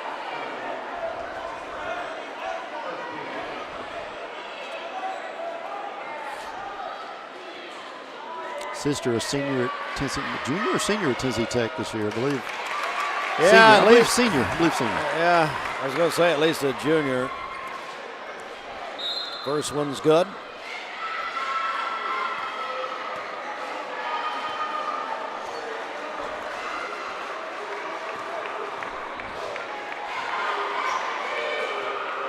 Alex Walker at the line.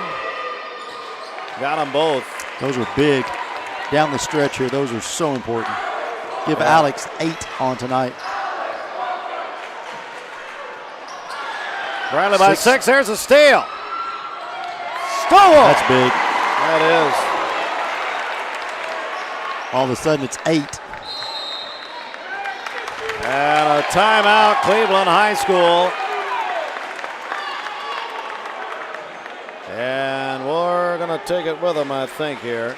30 seconds, yeah. Hey, Austin, let's do a 30 here as we're live at Bradley. Back in 30 seconds, MixTV.tv. The rivalry games are supplied by Wholesale Supply Group.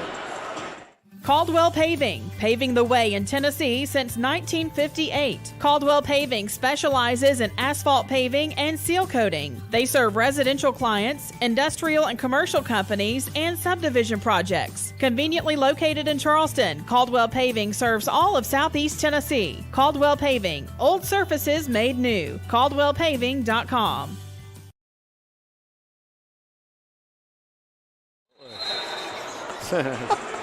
MixTV.tv, the rivalry games. Look at that. Yeah, we are creating community. And speaking of what's to come here, is a lot of basketball before Christmas, Shelton, and I'll take a little break. But probably some tournaments, I'd say. Yeah, absolutely. So it's exciting time of year. You know, we're getting into the Christmas season, then after getting football bowl season, and then all of a sudden we turn our eyes to the days of March. Yeah, that's right. Into February, March, and go from February frenzy to March Madness. Then half the year's gone. That is true. That's pretty much how it goes.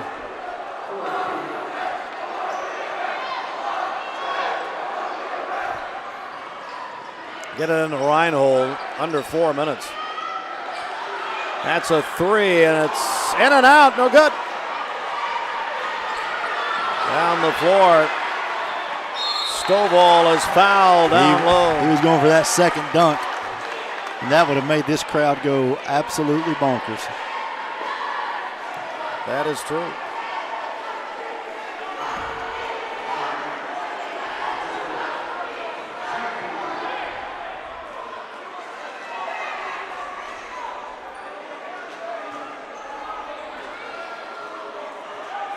To the line.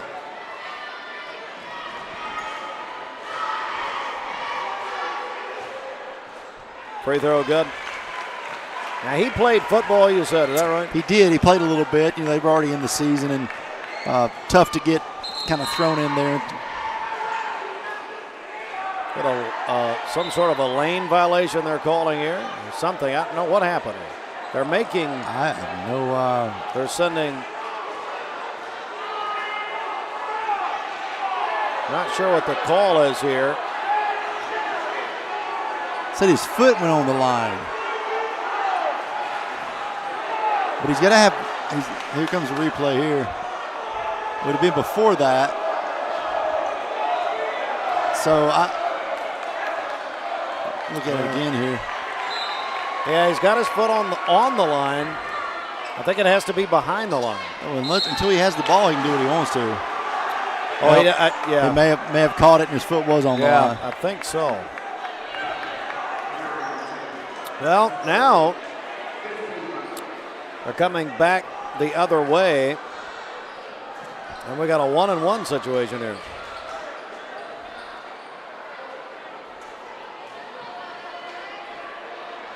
So we're going to have shooting now. It's going to be Adams for Cleveland. He missed the first free throw.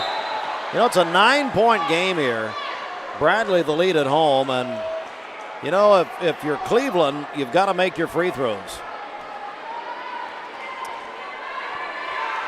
Without question. I thought the same. Why is it? Yeah, why is he shooting 1-on-1? I'm not sure unless they called a foul on the other end. But that doesn't But it's make any not sense. a shooting foul, so it doesn't matter. I'm not sure how he got away with 2 free throws after missing the first. It's only 5 team fouls. I don't know what happened there, to be honest with you. Well, we play on here. It wasn't a tech because of no. That's off on Alex.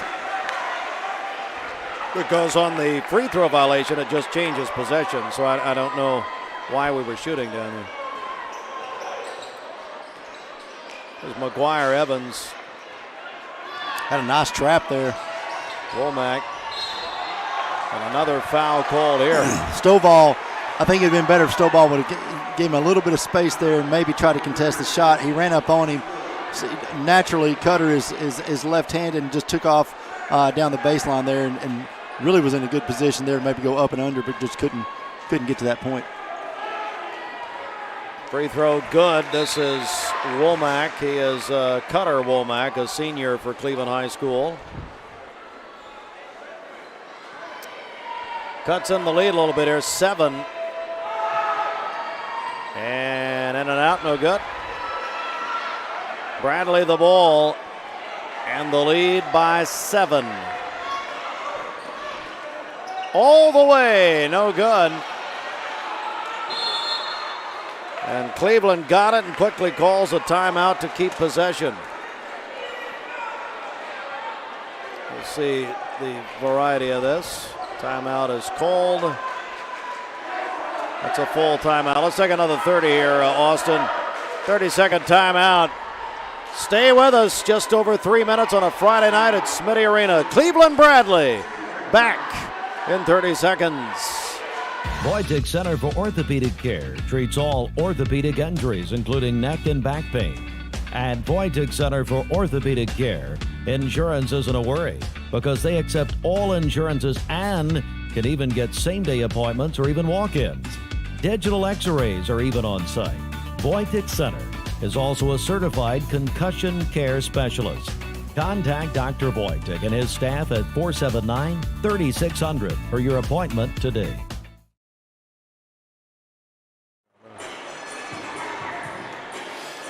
Back about 3:05, Shelton, and 7-point game here, and you see there's Coach Turner Jackson right there in the middle. The second oldest employee of Bradley County Schools. Yeah, what was that? Who said that? Oh, Gary Owenby said he was the oldest, and I asked Turner during one of the football games. I said, well, congratulations, succeeding everyone and being the oldest employee. He said, no. Mike Turner, Walker Valley. Yeah. He's got him a couple months, he said. I'm not sure. Turner heard that and called him. He said he didn't know. Cleveland in the front court. I think they should both produce their birth certificates. Or whatever they used back then. Parchment and some scrolls. kind of scrolls. It was scrolls. Shot good! Micah Jordan. That's 5 for him, and the lead is 5 for Bradley. Back the other way, ball is loose. Walker gets it though, and he's fouled, and he's going to go to the line and shoot 2.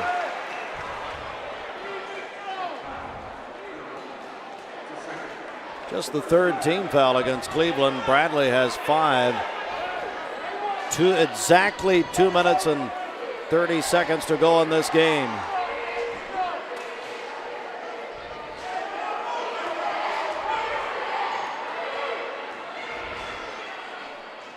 Shot good.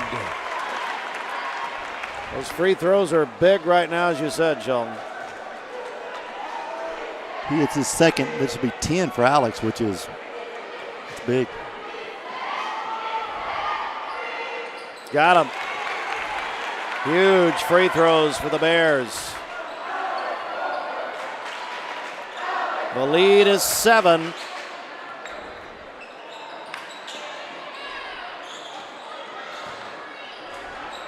Jordan, no good. As Stovall has it. Push. Oh, an offensive foul on Reed. Okay. Trying to clear space. Wow. Oh, Stacy. That's a big call here. Oh, goodness. Big call, Cleveland the ball. Down near 2 minutes.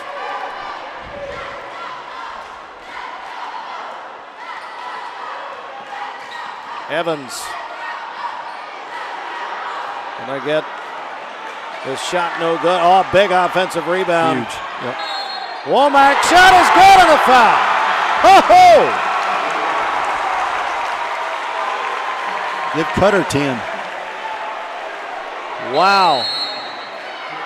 And a timeout, Bradley. Coach Carpenter calls it. Let's leave it right here, actually, Shelton. Let's go back and describe in your words what we just witnessed. Well, there. Cutter gets a great offensive rebound there. Spins around, then goes up again. He's left-handed, goes up naturally, throws it up, gets fouled, kisses off the glass, going to put him to the line. But more importantly, brought his team within 5 points of tying this game with 1:51 left. Now he's got a chance to bring his team within 4. And again, this game is going to come down to the wire. Remember, just a few minutes ago, Bradley was up 9, and that lead has completely and utterly disappeared. We are live at the Smitty Arena, Bradley Central High School. Hey, Fruit Loops, check your phone. He's giving me all these instructions in the offseason, so I finally thought of one, so that's good. So the first of 7 broadcasts this year. We've been doing 4 the first couple of years of this, but expanding as we did during the football season and doing the same in basketball season. So here is a free throw. This is Cutter Womack for a 3-point play. And no good. The lead is 5 for Bradley. They got a foul here on Jordan. 6th against Cleveland.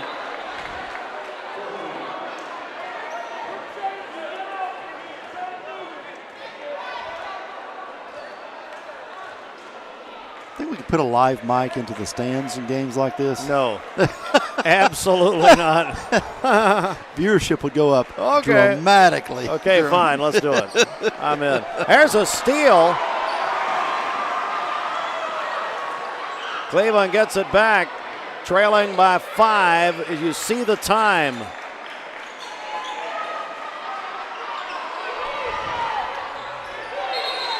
Yeah, drug his foot. Sure did. Back to the Bears. Exactly 1.5.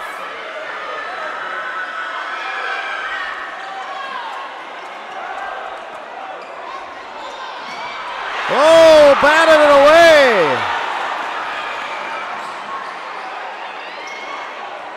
Evans, an open 3. No.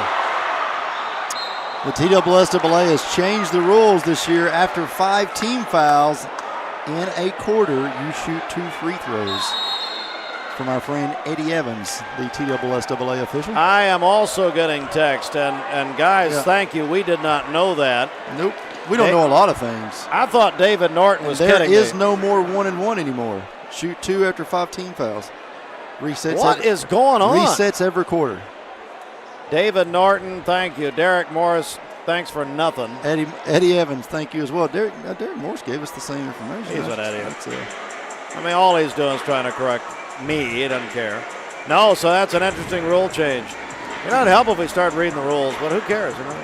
Yeah. I usually avoid everything that the TSSAA puts out, so I don't really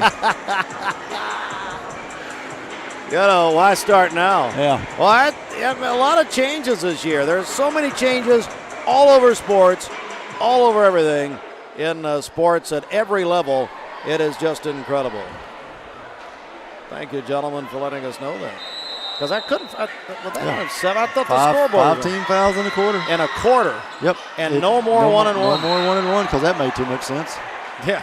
That only worked for all these years. Yep.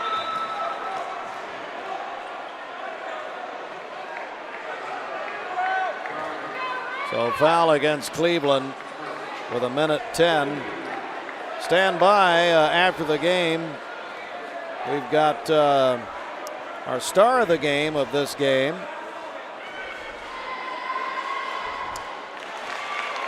Also, Hardy's highlights, plus the final statistics and more. Plus the brand new move of the game with Chick-fil-A. Oh, boy. So, and by the way, a player will get a free tray from Chick-fil-A. I thought you made that up on the fly. We did. It's actually on oh, the you sheet. thought I made it up? No. I just thought you made that up. Move of the game. Yeah. Karen Colley says, no, we didn't make that up. Yep. Part of the that was actually a feature in the Falcons game, the Falcons-Titans game. Well, we ripped that off too? Yes, we did. That's fine. And so Bradley really as going in as Stovall, or excuse me, Rogers. The move of the game would be the only thing you want to remember during that game. That's exactly right. Sharp eye Fruit Loops caught it, so anything we can rip off, we'll do it. Free throw, no good. It's not ripping it off. It's just taking someone else's idea and trying to make it a little better. I mean, it's just. Exactly. Just improving it a little bit. Been a long and busy day today as the second free throw good. Again, no kidding, folks. Thank you. $235,000 raised for the Empty Stocking Fund this year. And I don't know what to say to that other than just thank you. Bunch of boys and girls, 1,500 of them going to benefit. Thank you so much, folks. If you donated at all or anything you did. Womack down low, and Stovall just took it away. Bradley by 8. So it's been a long day. I really appreciate our crew today. Austin and Gideon and timeout Bradley. It's full. Hey, we'll keep it here for a second. Hey, Fruit Loops, we got a new crew member tonight. Is that right? Joshua, is that right? Yes, Joshua Laco. There we go. Laco. Joshua Laco. Why don't you meet the staff? I met him for like 30 seconds. You don't care. But anyway, he's doing an excellent job. He's running our second camera. Glad to have Josh here. Ryan Moreno's helping out. Ryan's back here in the trailer with me, and so is Keely Collins. So. Keely's here? Yes. Keely! Keely's here. You know, Keely's great. The first year we did high school sports, Keely was definitely my go-to. The MVP. She was. Bradley's student section singing, hey, hey, hey, na, na, na, na, hey, hey, hey, goodbye. Shelton, it looks like Bradley's going to sweep tonight. Yep. Cleveland High. Football, now basketball. It's I think this will be a totally different game next time around. I just think Cleveland will continue. February 2nd, actually. Yeah, I think Cleveland will continue to get better. I think Coach Tucker will try to get his troops rallied and put some stuff in that's designed for the players on the floor. And you saw a lot of good things tonight. I think that when you think about Cutter Womack, I don't think he played last year. Comes back out and drops 10 tonight. L.J. Adams played well, being in football for so long. He comes out and drops 10 tonight. I just think it's one of those things that's going to be a progression for this Raiders team, and just trying to get the right rotations in, trying to get people in the position to succeed on the floor and put them in areas that their strengths are going to be maximized. So when you look at this February 2nd, I think at the Raider Arena, it's going to be a lot different game than we saw, especially in that first half tonight. I think you're right. Always a special night when these two get together in whatever sport it is. Cleveland, Bradley, the rivalry since 1967, and separate districts now in basketball. But as Coach Reuter said, you couldn't hear him, Shelton, with all the crowd noise, but he said, he'd be for eliminating the districts in basketball and just go straight to he told me that when we talked about, when we first started to speak about the changes, he said, why don't we even have districts? He said, let's just get rid of them. Very interesting. Free throw good. McGuire Evans at the line here. Stay tuned. We'll have the Leisure Time Bowling postgame report is coming up. Pick the Mayfield area star of the game. Look at some Hardy's highlights. Final statistics with United Community Bank. Thanks to Ryan Holton. Gave he and Keenan the Empty Stocking Fund. Probably Keenan's idea. And then the all-new Chick-fil-A move of the game, which, of course, we ripped off from somebody. Whatever, who cares? And we're giving the whoever does the move of the game gets a free tray from Chick-fil-A. It was only the NFL. I mean, what are they going to do? Exactly. That's it. Bradley wins by 7, 50-43 tonight.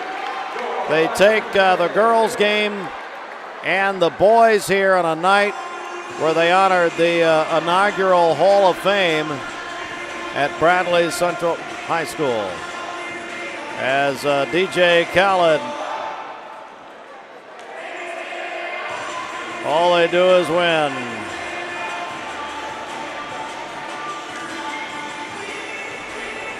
Bradley, the win tonight. You see the banner, the student section. There they are. You know, Shelton, a win over Cleveland is a big win for Bradley no matter when it is.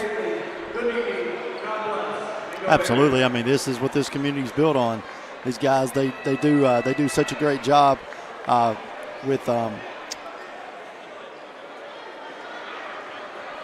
of promoting this. You know, this has gotten so much better from the standpoint of it's more of a fun atmosphere. As in years past, in our years past, it was more of a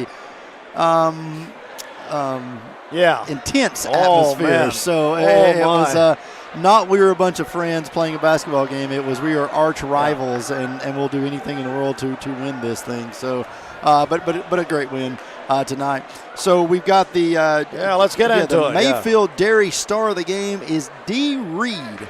D had 11 points tonight. He really played excellent. He did not give up. Played good on the defensive end. Had some rebounds. Some good looks from as an assist. So I think D. Reed is the Mayfield star of the game. Mayfield area, of course, we appreciate them. They are celebrating 100 years of Mayfield ice cream. So all of that happening now. Hey, Fruit Loops, do we have highlights yet, or is that in the future? Well, go right ahead anytime you're ready. Hardee's highlights, our friends at Hardee's. Hey, thanks for what they did for the Empty Stocking Fund this year. And here we go, Shelton. Let's see what happens here. Yeah, it's during the girls' game. Hurst, that's when they hit the three at the buzzer there. Big shot that kept the Lady Raiders in the game for a little longer there right before halftime. And that was a really good shot.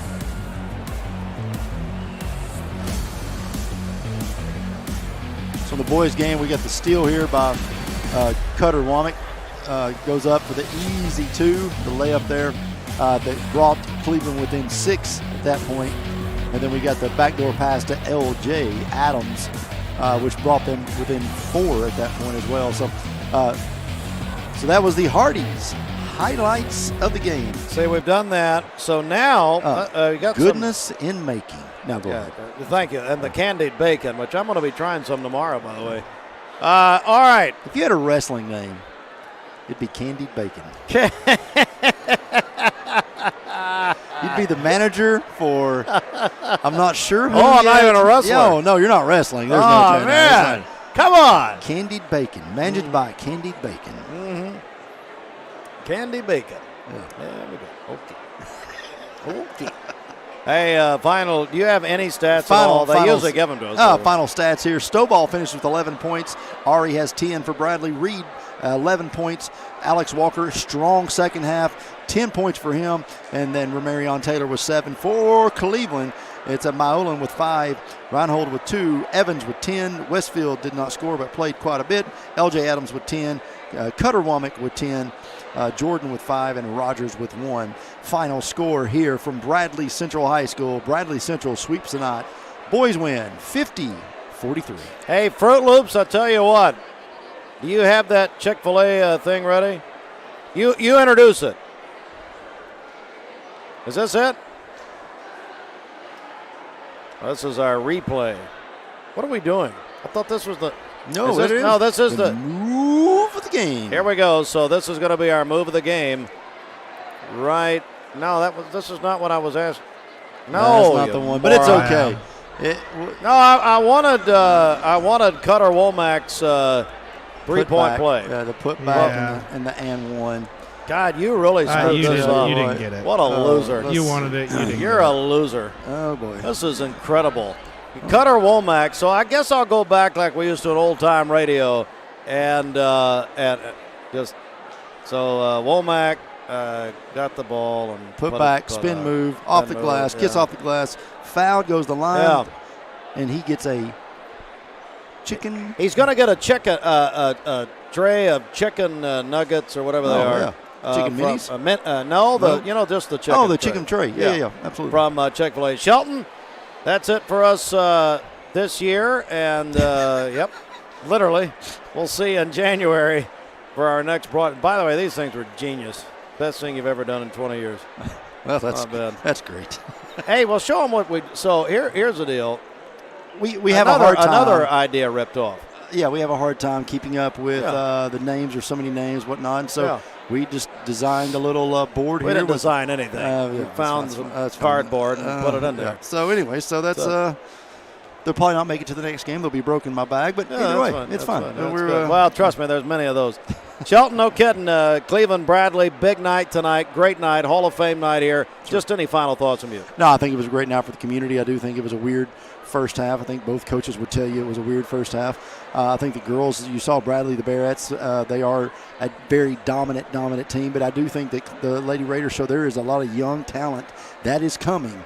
You look at that roster, and they are loaded with talent. So for the years to come for the Lady Raiders, it should be very prosperous. So for this guy, again, February 2nd, this is going to be just a completely different game, I believe. Yeah, I think you're right, over at Cleveland. All right, that's it for us. It's been a great day at Mix 104.1 and MixTV.tv from the Empty Stocking Fun Grand Finale this morning till tonight's Cleveland-Bradley matchup. What a blockbuster day, and I want to really thank again Austin and Austin Chadwick, Gideon Ratcliffe, our friends Ryan Marino, Keely Kelly, along with, let's see here, we got our new buddy Joshua. There he is. LaCole. Is that right? Joshua, thank you, buddy. All of you guys, just a tremendous job. For Stephen Shelton, this is Steve Hartline, and not Josh Rogers, who was only here for, a minute and a half. We'll see you soon, and thank you very much to all of our sponsors. Make sure and thank them. Good night, everybody.